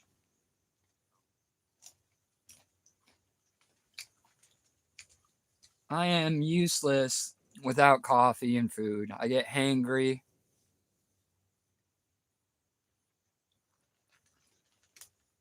No, first of all, toughen up. Nobody's bullying you. Unless you're a child, which I don't think you are because you said grinding is gay. Nobody's bullying you. He's just calling you out. No big deal. I'll show you what bullying is, Craig. Where are you from again? Nah, nothing but love on these live streams. We got a little bacon in our belly. We got a little coffee. I think we should grab the rod. I feel like you're setting me up for something, but I'll roll with it. I'm here for it. Hopefully you're mocking me, but Bofa who?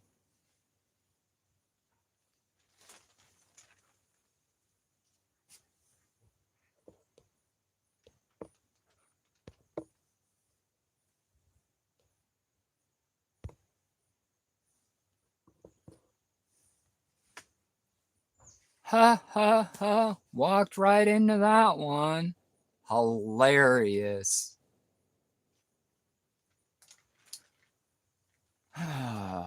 Both of these nuts. Ha ha ha. Great. Cool. You got me, bro.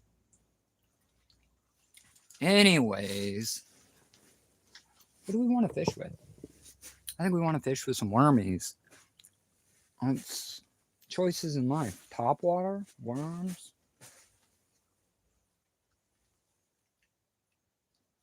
Hmm. Our other rod is back here. We going to see. You guys are caught up in the hustle. Wood stove. I think we going back, out back, through the time. Let's rip some lips. You know, maybe we will jump in the boat and take that for a little stroll as well. Oh, sorry, Hugh. I'm going to call you Hugh. I can't pronounce your name, and I apologize for that. Uh, my foreign language is probably 100 times worse than your English. I appreciate hanging out, though. We're going to do some fishing. Everybody's trying to...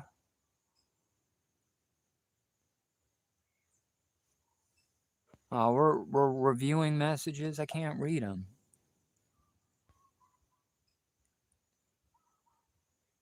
Ha ha.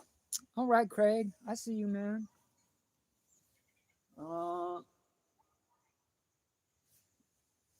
You got me. I'm gay. I like to play with my rod in the backyard.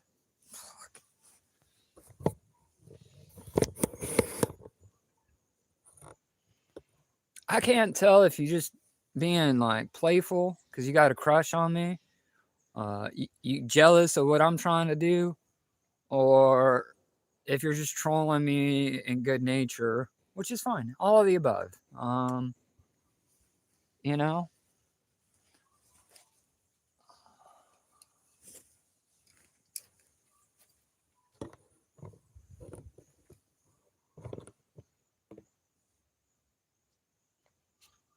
I figured, man. I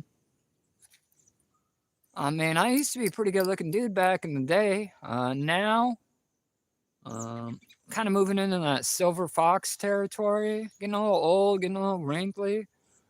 But I'm not opposed to being eye candy for gay dudes to get views. It is what it is. We got to hit those watch hours somehow.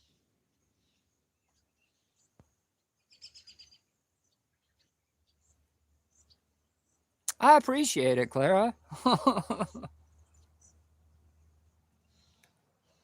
um, okay, so we got multi-language people in the chat. Hugh, no, I'm joking about being gay because I think it's funny. I have a dark sense of humor. Plus, joking about that specific topic is nothing new to me. I mean, any time I spent in the military was the gayest straight experience I've ever had in my entire life. It's weird. It's a weird time when you're like 19 years old, all juiced out on testosterone.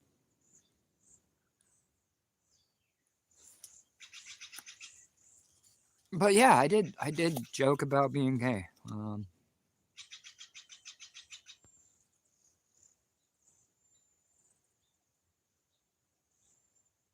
I have a gay look. Is it my eyes? No, that's actually really flattering. Uh,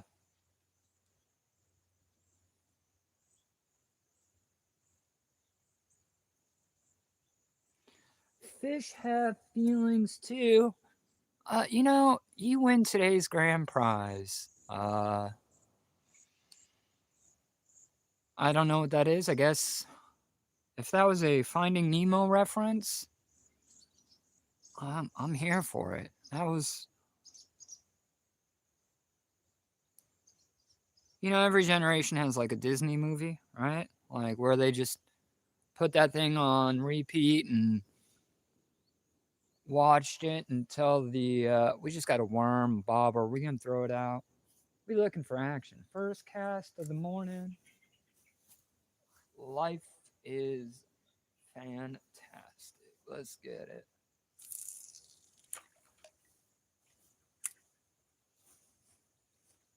Usually we get largemouth hang out in this part of the pond, but I'm expecting perch, maybe a bluegill.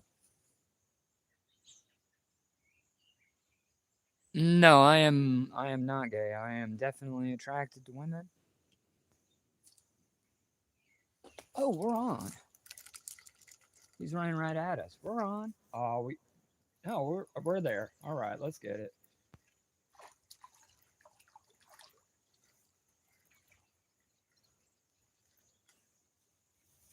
That's a good looking fish. That could easily be breakfast. Look at that. Nice yellow perch. Every part of me wants to grab my fillet knife, cook this up. We got the stove going.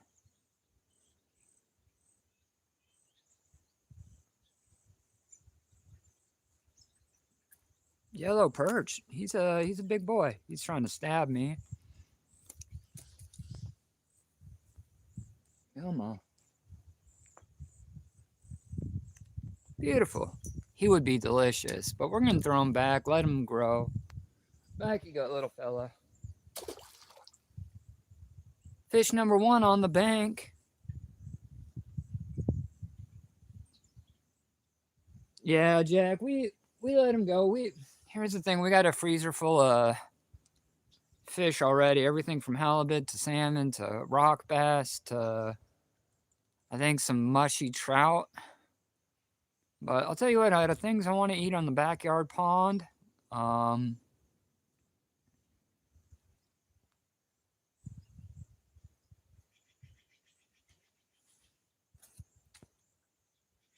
I think we'll let that guy go. Let's bait up. Let's see if we can do a little multi-species. It's peak season for what we're doing right now. I'd like to get a little largemouth, but let's see if there's any bluegill around.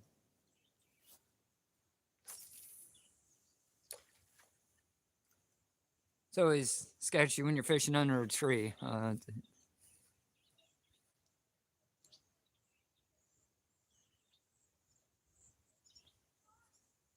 We'll let that cook for a minute.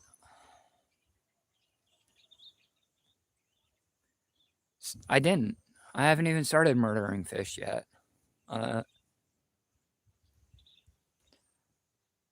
I do normally eat fish, Hugh, but I have a lot. I already have a lot of fridge, a lot of fish already in my fridge and freezer.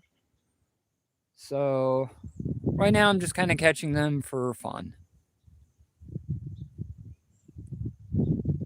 Why aren't I vegan?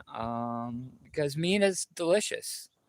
I like to support my local farming and ranching community. Uh, I don't want my iron levels to spike. Or oh, we're on. We're bullshitting, but we're on. Swimming right at me. Oh, he spit it. Damn, we missed it because we playing patty cake. Explaining to the world of YouTube why being vegan isn't for me. I guess we could just spend the morning listing reasons why I'm not vegan. Top of that list has got to be steak, right? Like I thoroughly enjoy a nice steak. Everybody says T-bone, but I'm more of a New York steak on a grill. Right below that, I'm going like London broil. Uh, Another reason I'm not vegan is fish. I enjoy salmon. I enjoy, oh man, all kinds of things. Dairy products. Like if you're a vegan, you can't eat ice cream.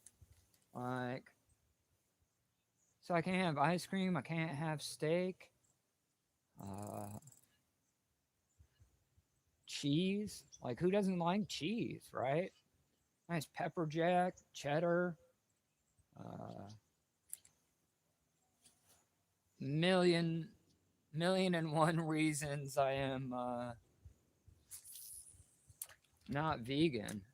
But being vegan in like today's world is like it shows you how far we've come as a society.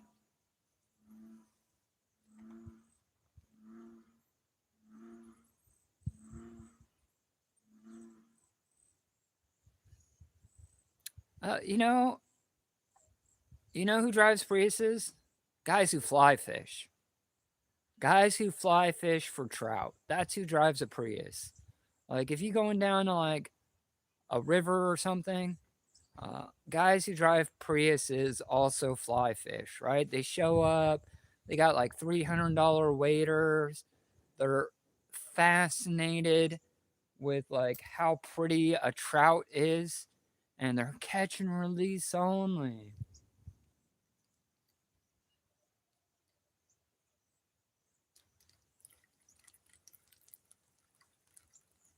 Yeah, fishy, fishy, fishy.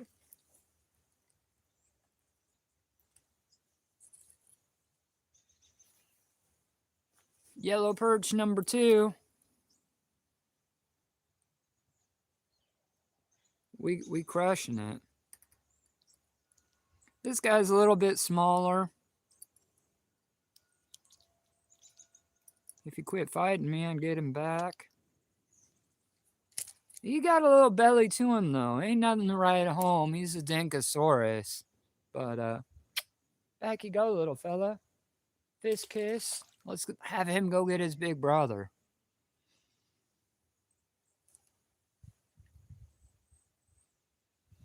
We might try moving to a different part of the yard. Not overly interested in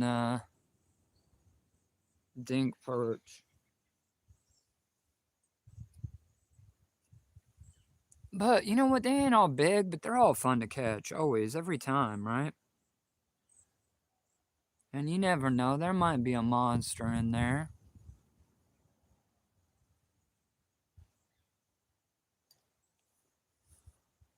Hugh, if you were here, I would absolutely cook that up for you. I would not that one. Maybe a bigger brother, but I got a freezer full of fish already, so no need no need for that. We'll get a little refill on our coffee. We will be right back.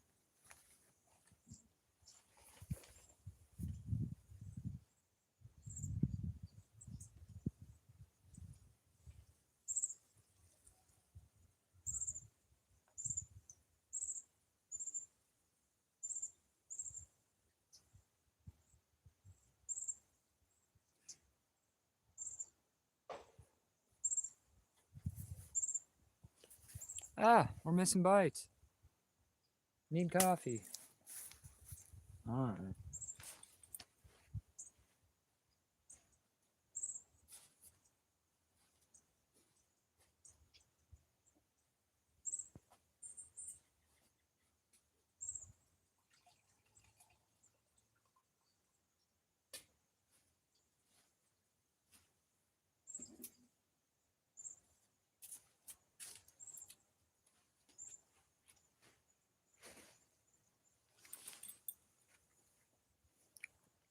We back. We got a little bit of coffee, a little bit of bacon, a little bit of nicotine.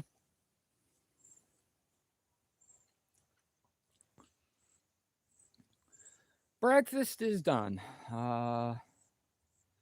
That's what we were doing probably 5-10 minutes ago, Hugh.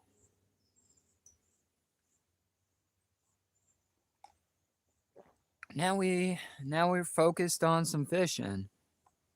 Yes, coffee is my best friend. I don't know honestly what I would do without it. So,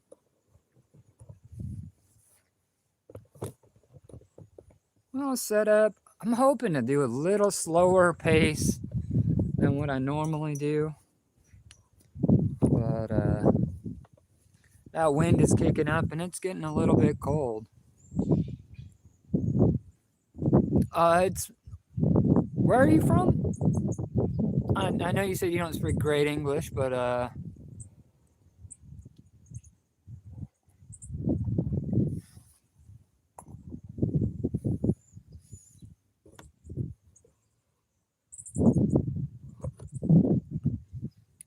it is very pretty where I live. Yeah, I got a little boat uh down there. We might go for a ride in a little bit, but right now we're just kind of camped out and I'll throw my line in the water and do a bit of fishing.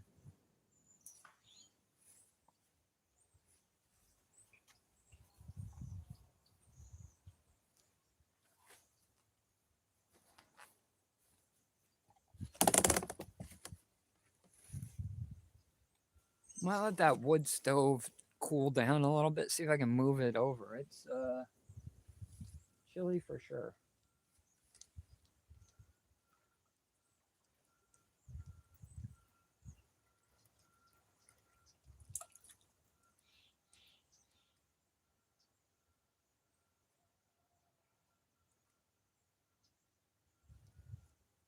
We got robbed, but that's all right.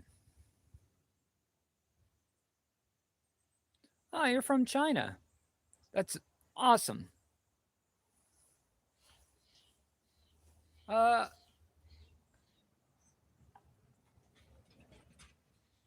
it's not really a river. It's more of like a lake.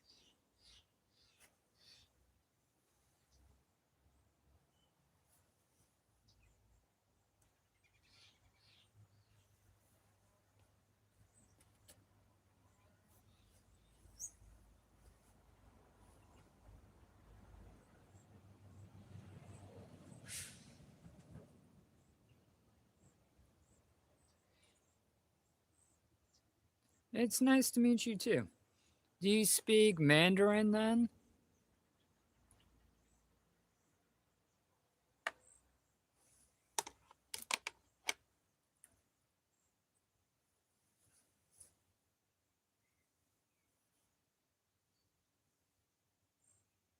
Uh, we can hop in the boat. We can we can hop in the boat. I'm not opposed to it. Give me just a few minutes though. It's early here.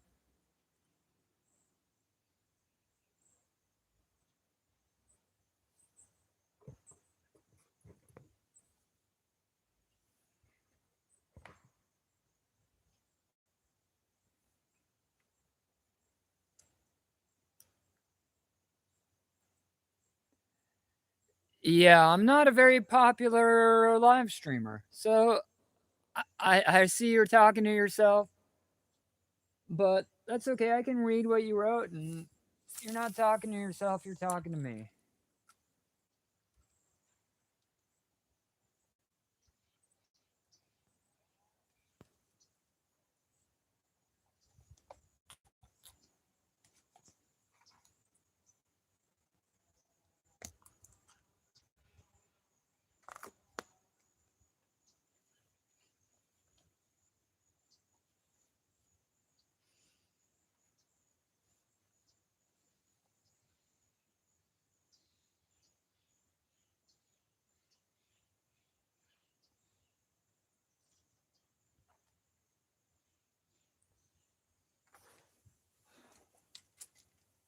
We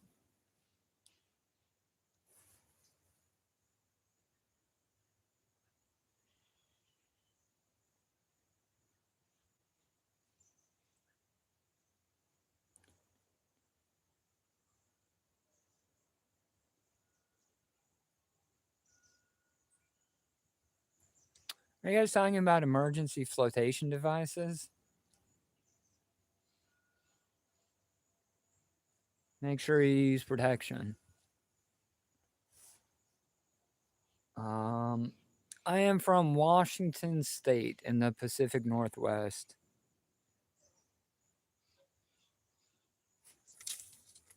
Oh, we first of all we're missing hook sets. We probably got robbed. I bet we got robbed.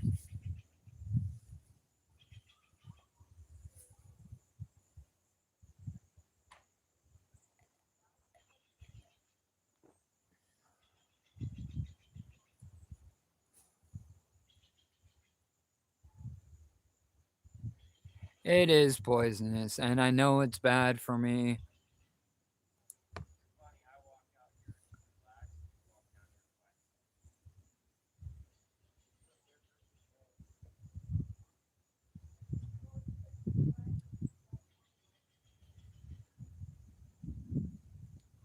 But yes, it was an electronic cigarette.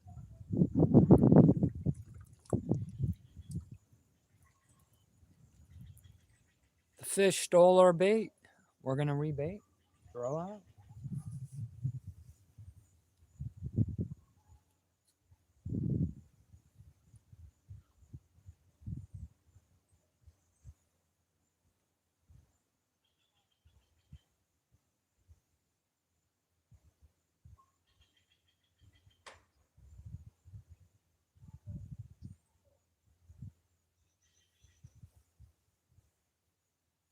A little bit of poison never killed anybody. Just a little bit. Just a little bit of that poison.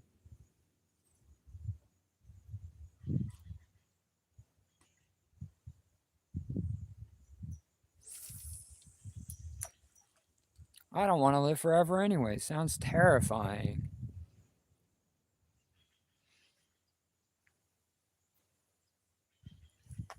Um, all the time. I do lives all the time. Uh, normally on the weekends and Monday, but I try to do lives as often as I can. And we're always doing something. I live right next to the ocean. A lot of times I go crabbing. A lot of times we can't get shrimp, but we can get razor clams. All right, we're multi-species now. Barely. But this is a largemouth bass. He a baby, but little largemouth.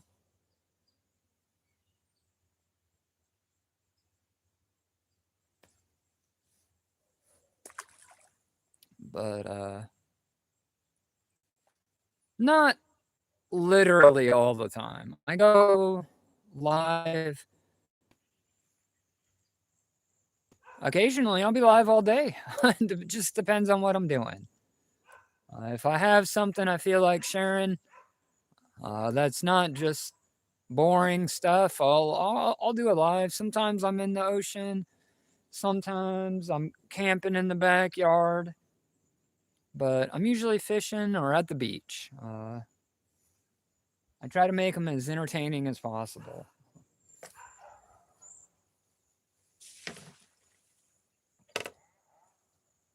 Yeah, a little duck.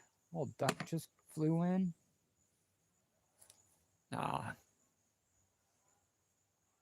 Mark Twain. Every man needs a vice.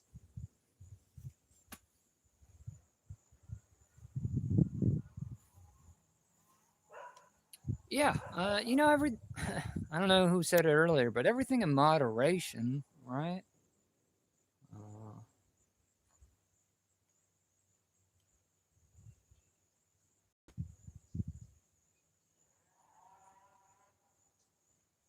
I wish I never started smoking. I do electronic cigarettes now, but I was a pack of Newports, yeah, menthol, right? For and Marb Reds forever. It all started in the military. I was working on a ship, And I'd ask these guys, your guy in charge, if you could take a break. And he's like, no, you gotta just kind of push through. But the smokers got a break every fucking hour, right? So I just said, all right, well, can I go have a cigarette? And they're like, yeah, sure, go take a smoke break. So I started hanging out with the smokers, and I'm like, oh man, we're getting hit instantly. And they're like,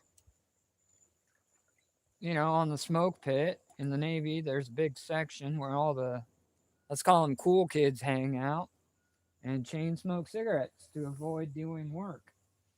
And so I started hanging out down there, and I was like, eventually, like peer pressure just kind of.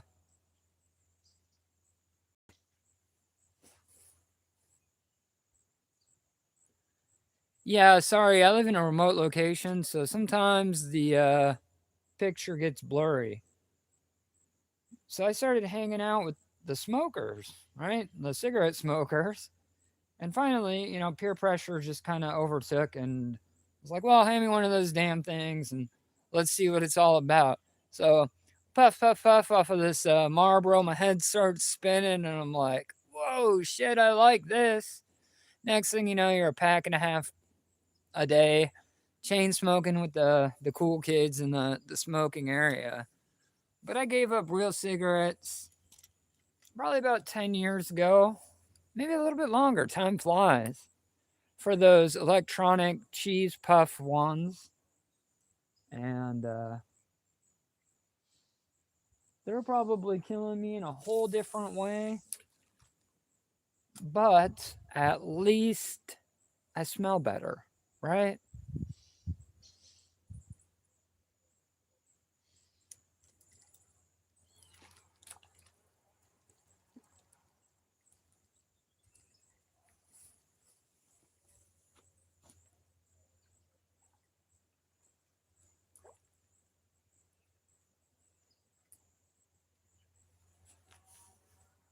Dang, these fish are crafty. We are losing.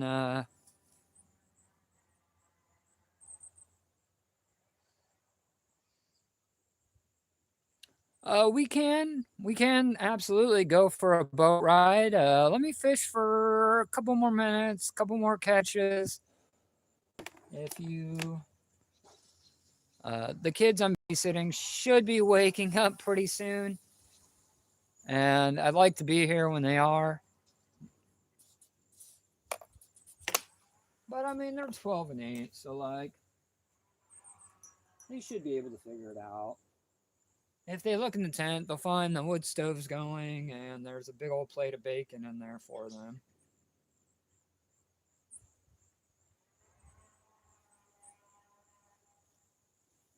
I think we're giving the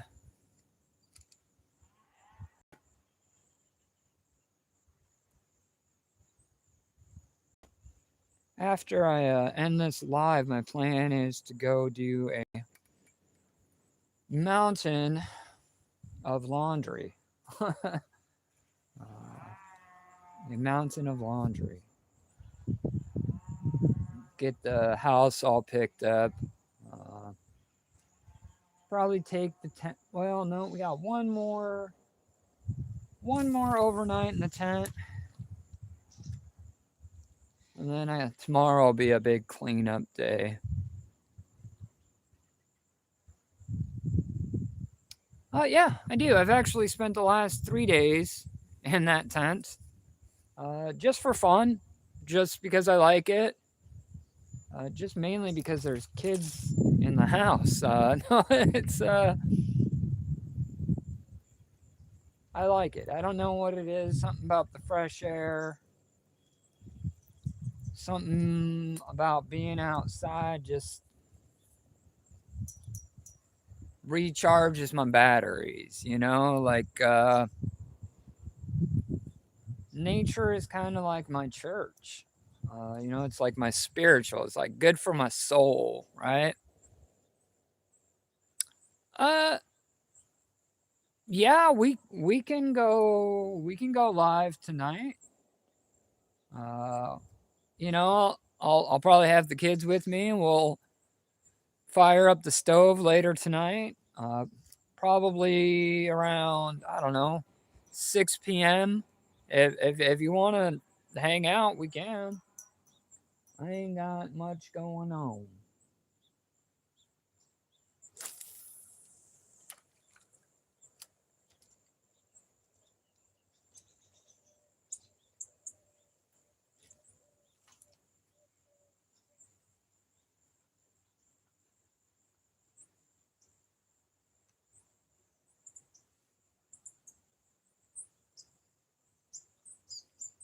Nah, I'll rest when I'm dead.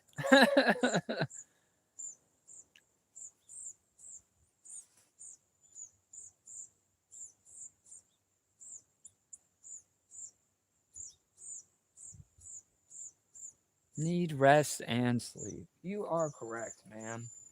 Why do you need rest and sleep? When you have coffee, right? No sleep, just coffee.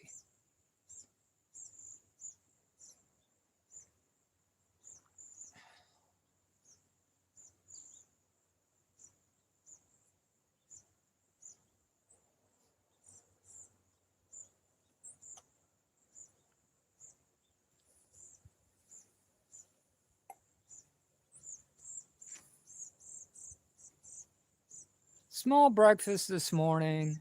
I'm more of like a big lunch or dinner guy. I eat quite a bit at dinner time.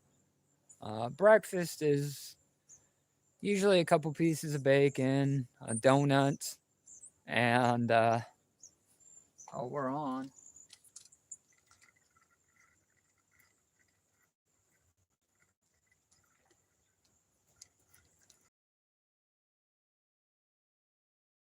I don't know what he is. He's dragging through some weeds. Oh, there you go. Multi-species. Wondering if I was going to find any of these guys.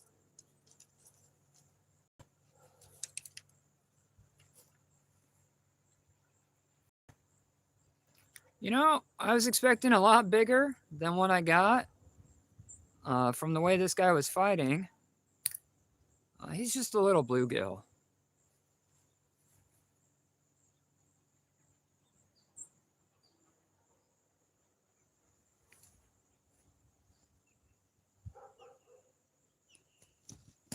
Whoop, easy, buddy.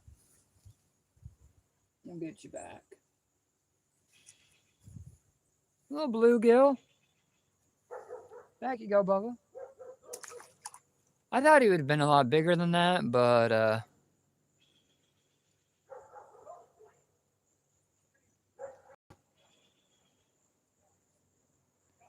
that was a bluegill fish, Hugh. Sorry I'm calling you by the wrong name if I'm calling you by the wrong name. I'm not trying to be disrespectful. I just don't know. So I apologize if I am getting your name wrong. Hugh? Hugh? Am I right? Hugh? Sorry. I'm trying. I'll look it up on like Google Translator later. But that is fish number 3. 4? 3? No.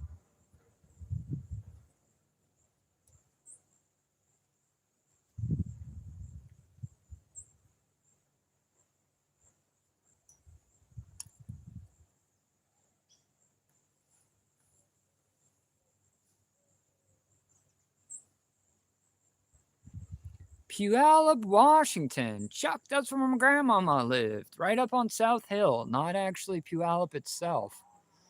Kind of by Wildwood Park. I appreciate that. Thank you.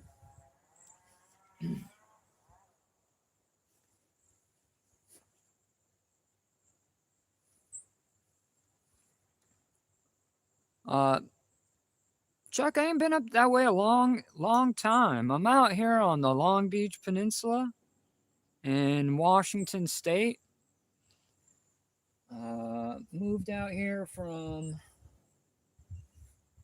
Vancouver.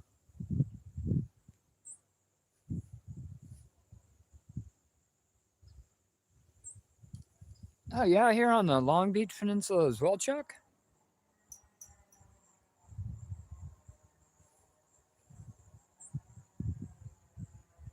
My neighbor's name is Chuck. You're not the same Chuck that lives like right across in the single wide, are you?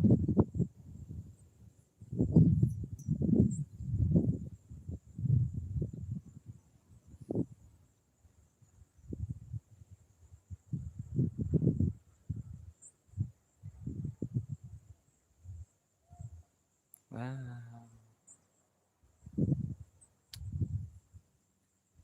Oh, my grandma almost passed, Chuck. So if you're talking about Wildwood Park, what are you guys talking about?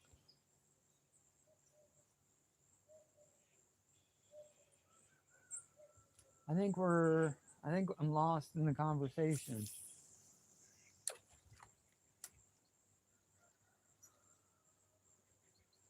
I'll tell you what I don't miss about Puyallup and South Hill, and that is traffic.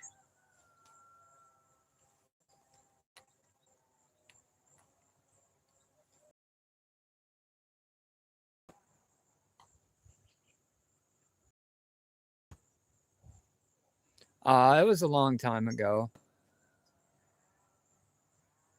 I don't know how it is in your culture, but sometimes, like,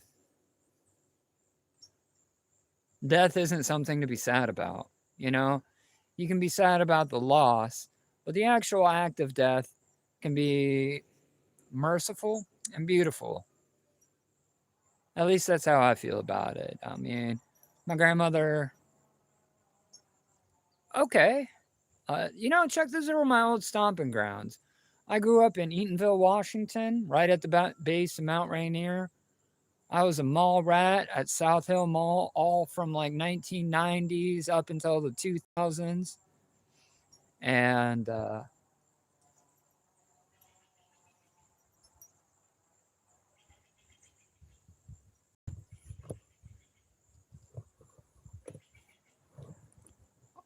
give it a minute. Hopefully, the picture gets better. But yeah, once upon a time, those were my old stomping grounds for sure. But I ain't been up that way in a long time. Good now?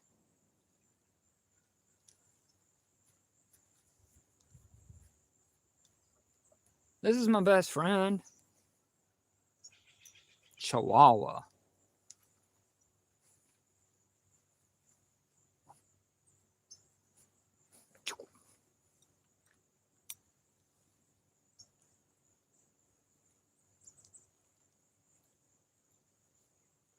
It's weird owning a small dog. I never thought I would. Normally, I've owned big dogs my whole life, but this one's my best friend. Uh,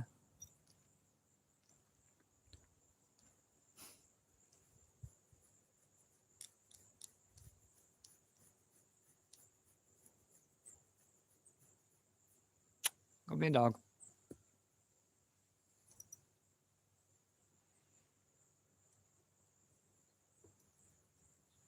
Yeah, kind of gross. I get it. I don't normally let her lick my mouth. It's kind of weird. I get it, but she really is my best friend. She's a girl, about 3 years old. Chihuahua Dachshund mix. First, nope, second small dog I've ever owned. Normally I own big dogs, but she was a stray, and I took her in, and I gave her some love, and she's been my best friend ever since.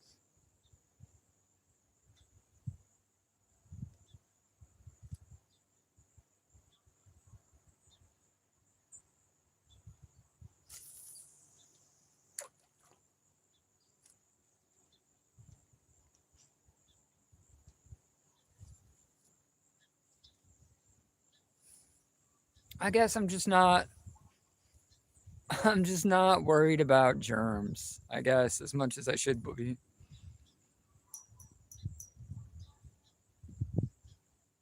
She is super attached to me, Hugh. She rides everywhere. Normally, I carry her in a little bag. Sometimes she rides inside of my coat. She goes everywhere. She goes fishing. She goes hiking with me. She always goes camping. She kept me up all last night trying to get a little dog.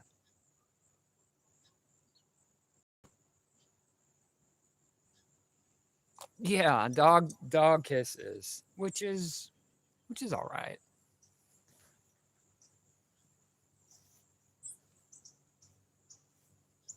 Weird, but all right.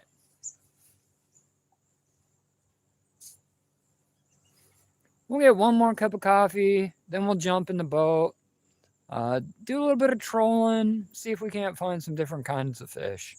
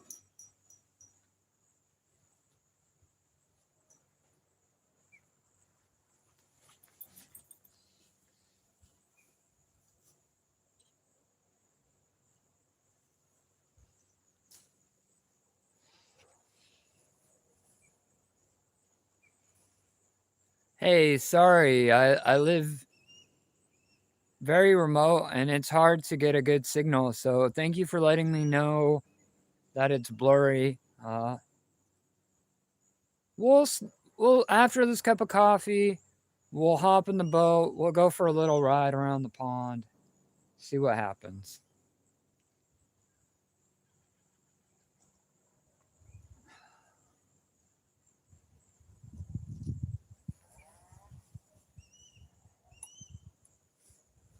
Why wait? We'll get the boat ready now.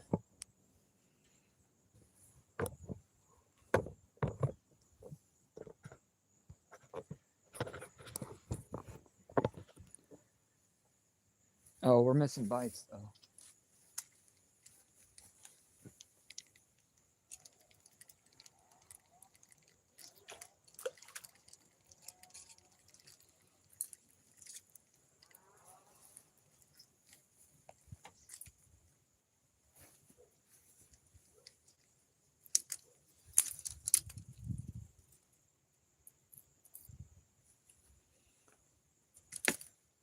I'm gonna go hook the motor up.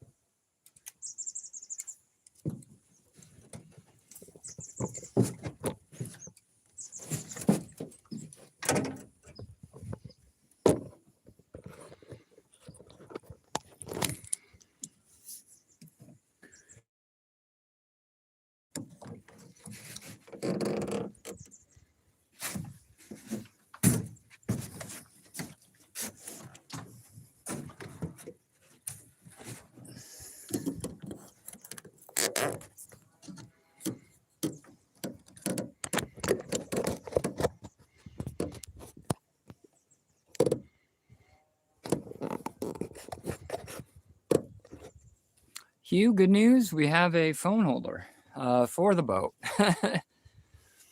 Nah, I don't need to be careful. This is my backyard pond. I got this.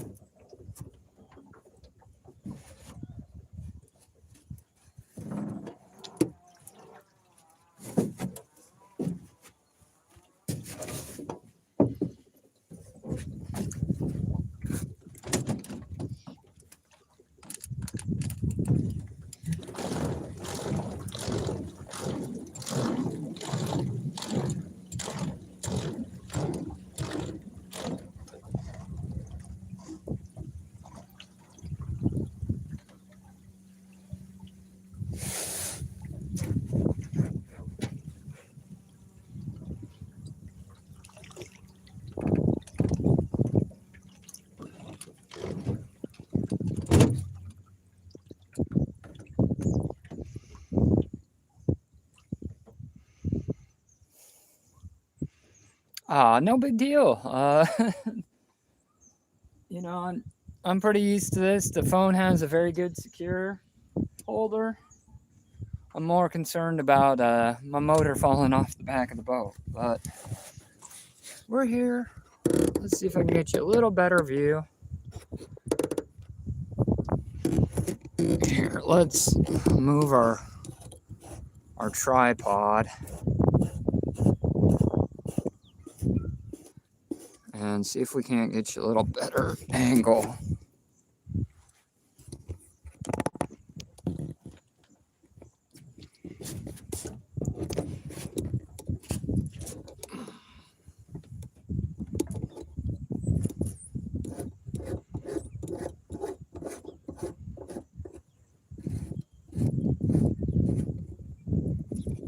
Sorry, I'm just trying to get a good camera mount.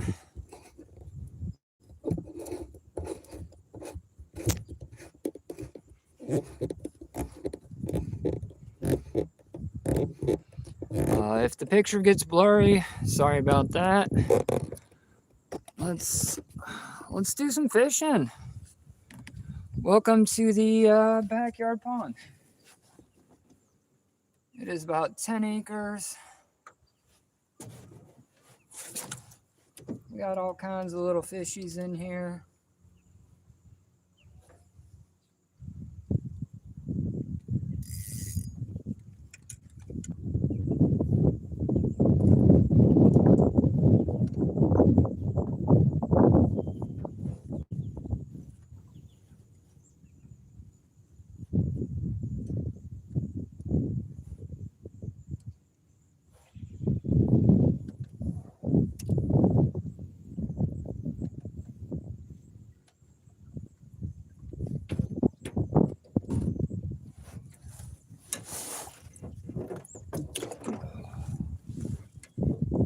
Hopefully y'all don't get seasick.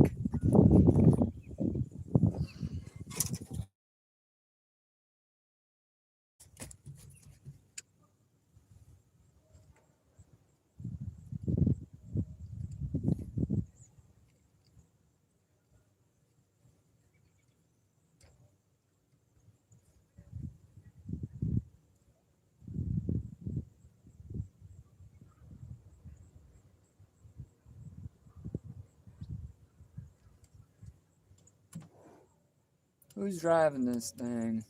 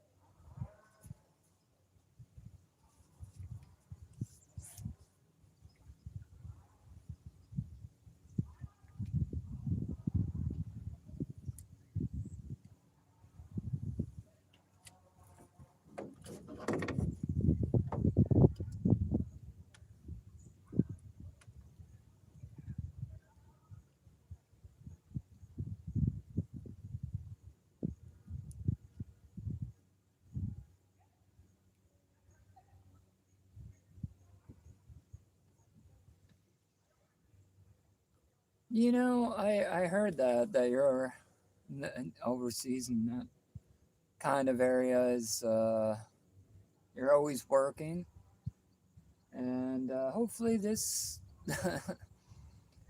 can provide you with some entertainment. This is my backyard pond. I am concentrating on the fishing and boating.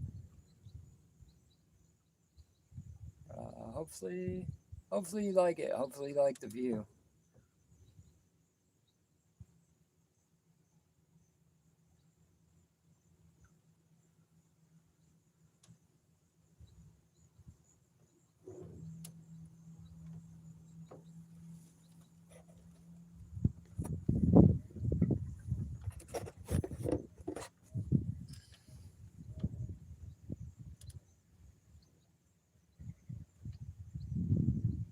What are we waiting about?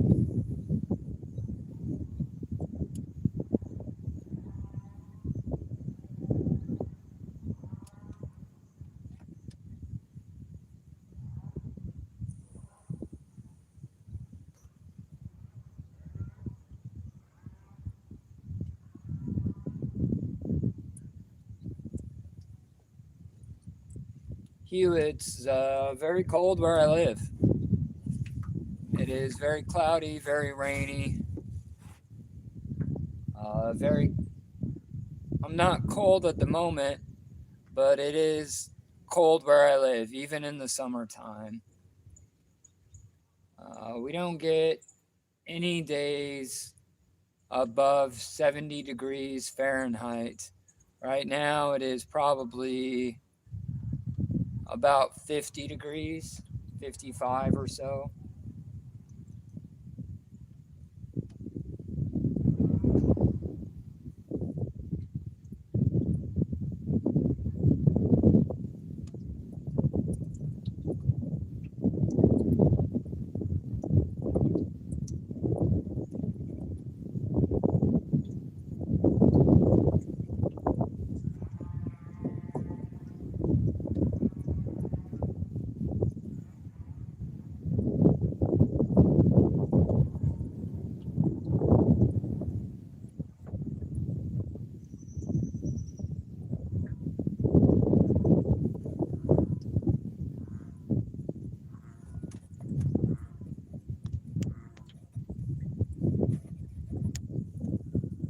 We're just going outside, just being out on the water.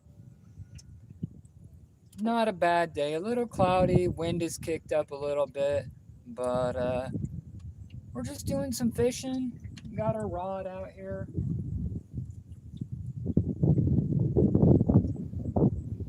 This part of the pond is pretty deep, probably about, I don't know, 19, 20 feet. We're looking for whatever bites, largemouth bass, perch, maybe a trout. We'll see what we can get.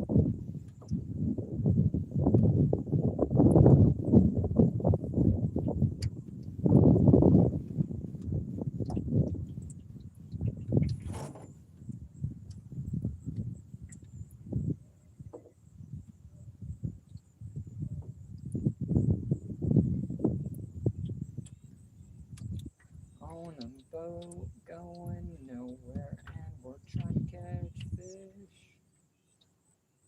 But I like it when the winds come. Like it when the winds come, yeah.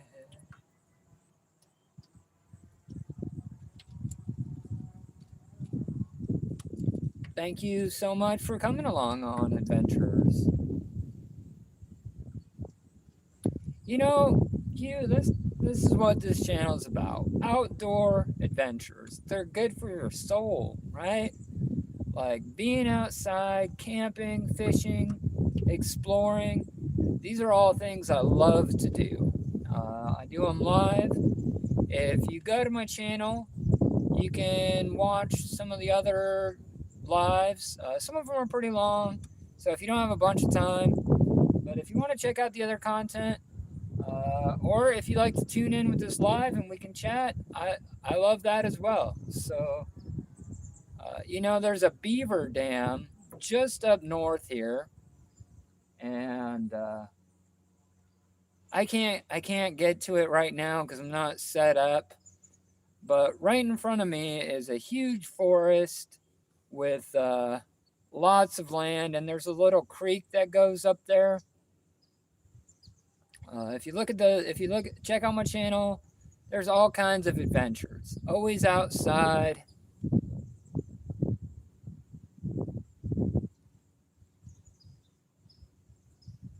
Hey, if that's what you want to do, love to have you. I love having you in the live chat now. Like I said, it's a lot of fishing, a lot of outdoors. I love being outside.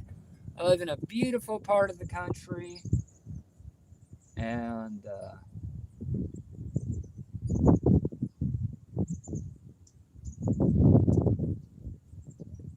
this is what I like to do. Uh, God bless you as well. I'm not a religious guy, so I'm not too sure if I believe in God, but I don't know. I don't have a problem with those who do. I'm just saying I'm not sure I do, or maybe not in the same way that some people do, right?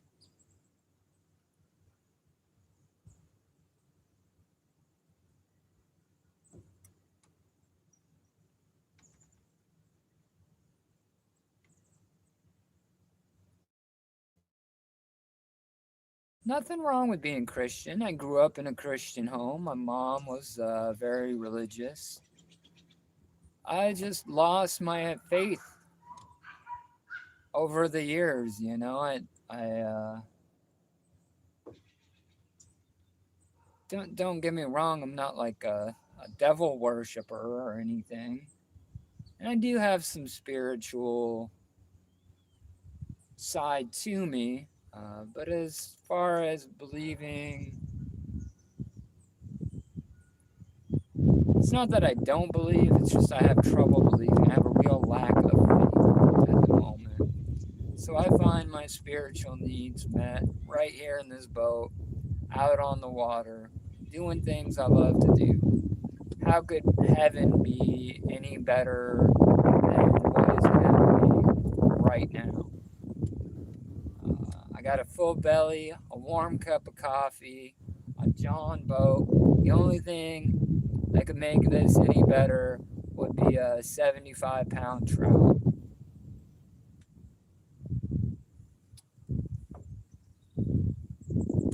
But that's just my perspective. I could be wrong.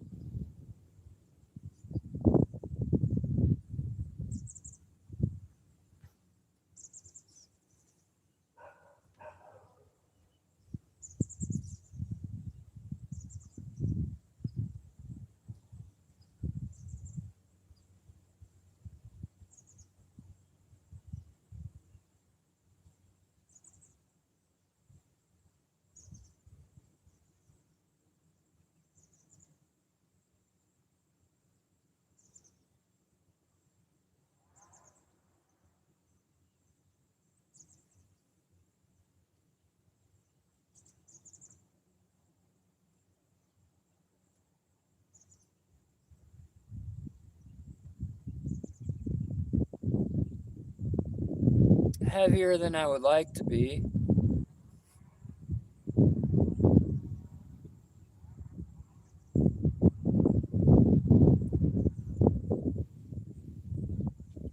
One electronic cigarette will probably last me about a month and a half, maybe two. So not as heavy as I once was, but still heavier than what I would like to be. I always talk about quitting, but not in a big rush.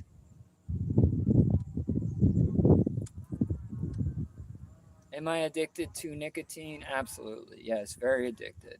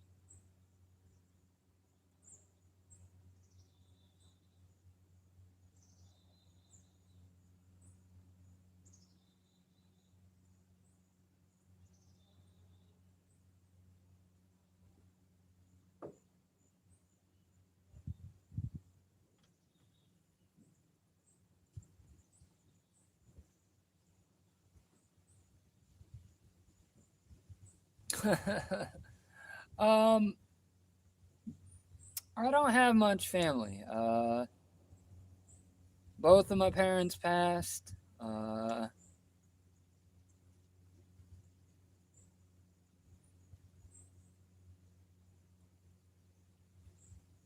do have some in-laws that live close by, and there are no people where I live because it's a fairly remote location. Uh, there are about 6 houses on the lake. One, two, three, four, five, six, and they don't go outside because they're old. They're very. I live in a very elderly community. They don't go outside as often as you would think because they are old, and I'm pretty old myself. So, but they're even older than me. So that's why you don't see too many people. It's not very crowded or populated where I live.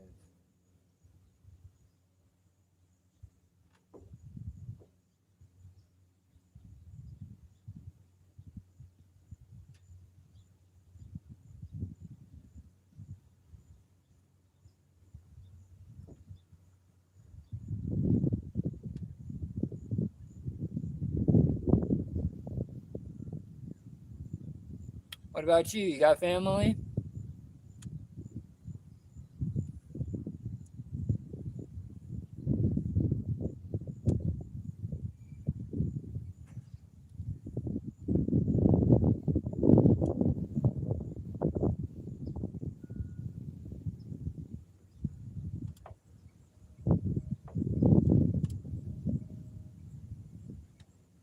You can ask me anything.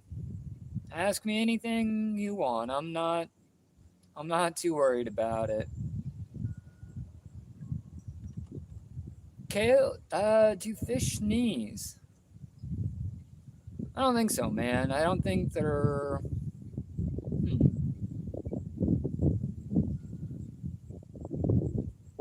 That seems like it'd be a better matter, a better question with the Lord's lettuce involved. But we can roll with it in this mailing frame. Fish definitely have noses and a sense of smell. But what happens? I don't know. Mind blown. I don't know if fish sneeze or not. No? You saying no, they don't? All right. You got a big family, huh? Lots of brothers, sisters, kids, parents, aunts, uncles, grandmas. I got some aunts and uncles, lots of cousins and stuff, but we're not close. Uh, you know, I got a pretty good group of friends, and I'm a lot closer with them than my actual family. Not that I have a beef with any of my real family.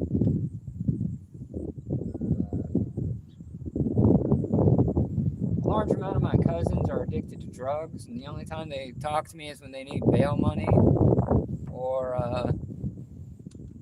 to get another bag of dope. So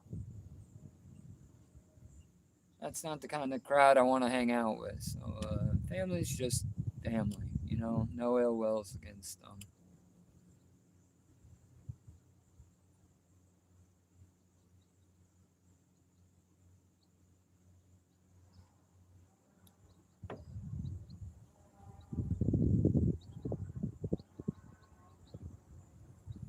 Uh, yeah, the dog's in the tent. The tent is at my house. I live right there. Oh well, I mean right back there. But the dog's fine. She's not gonna go anywhere.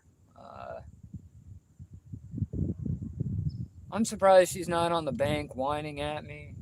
But I have my friend's kids I'm watching for the week, and she's lazy. She's probably inside taking a nap. She was up all night chasing raccoons in the yard.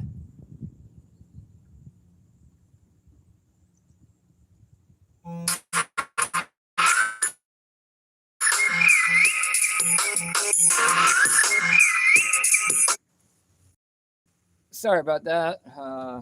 I get so many spam calls, junk calls all day long, but I need to leave my phone on because I'm yeah, it's tough. Expecting a call from somebody important, and I can't just turn it off. So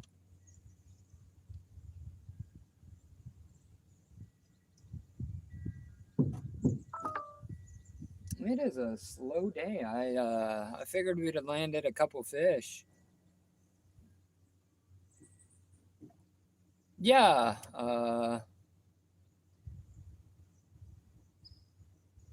Q, I'll show you. We'll head back to the house. I'm gonna change baits, maybe get out of the boat for a minute, but I'll show you where I live. And you're like, protect your privacy. Well, here's the thing. I live, and he can't dox me. I mean, I guess you could, but even if I told you like my address over this live, and the whole internet got it, I would care to say 99% of the internet. Oh, it's probably less. It's probably more like 99.98% of the internet doesn't even have the means to travel here, right? Like, especially the world of YouTube.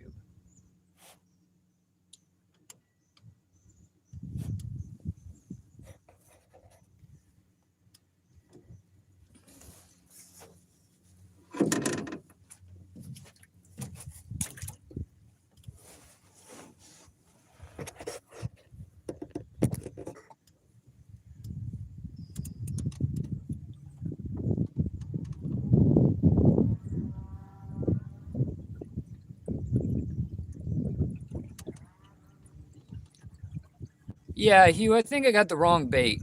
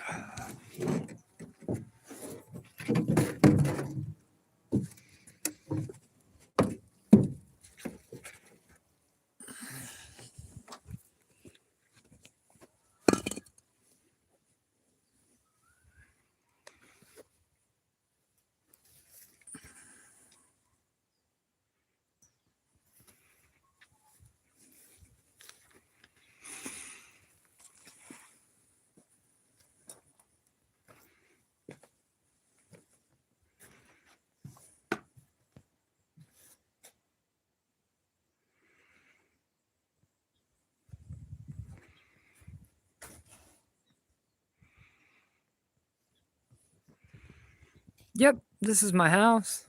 Watch. Wait. Pumpkins. More pumpkins. Flower bed. This is my house. This is where I live. This is my backyard, I guess. That big blue building is my home. Some of those were my... No, this is where I live. This is my house.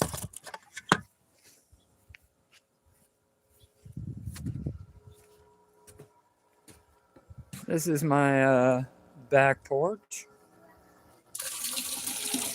Look at this.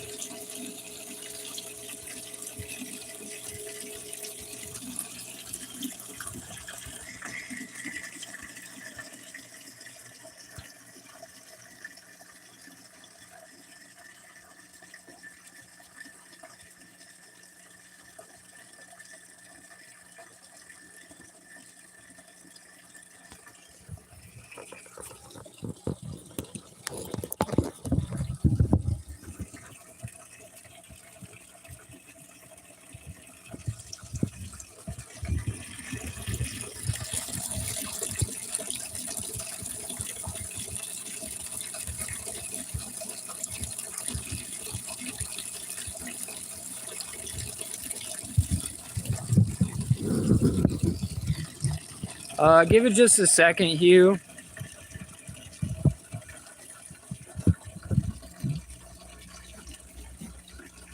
We'll see. Sometimes the Wi-Fi is a little sketchy.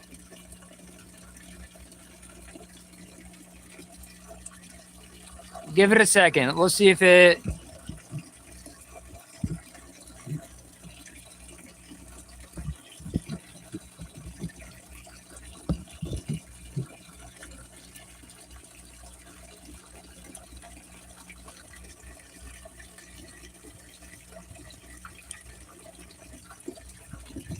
Hugh, let me know. Let me know.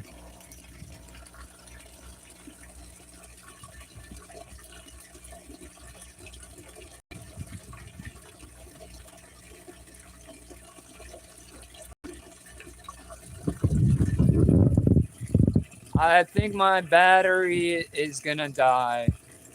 Make sure you tune in to the next live. Go outside, everybody. It is good for your soul. Peace.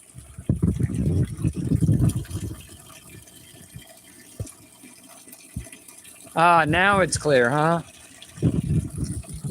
I think my phone battery's gonna die, but this is my backyard. This is the pond. This is my aquarium I built. It's like a little fountain. The house is there. I'm gonna end this live. Go outside. It's good for your soul. Peace.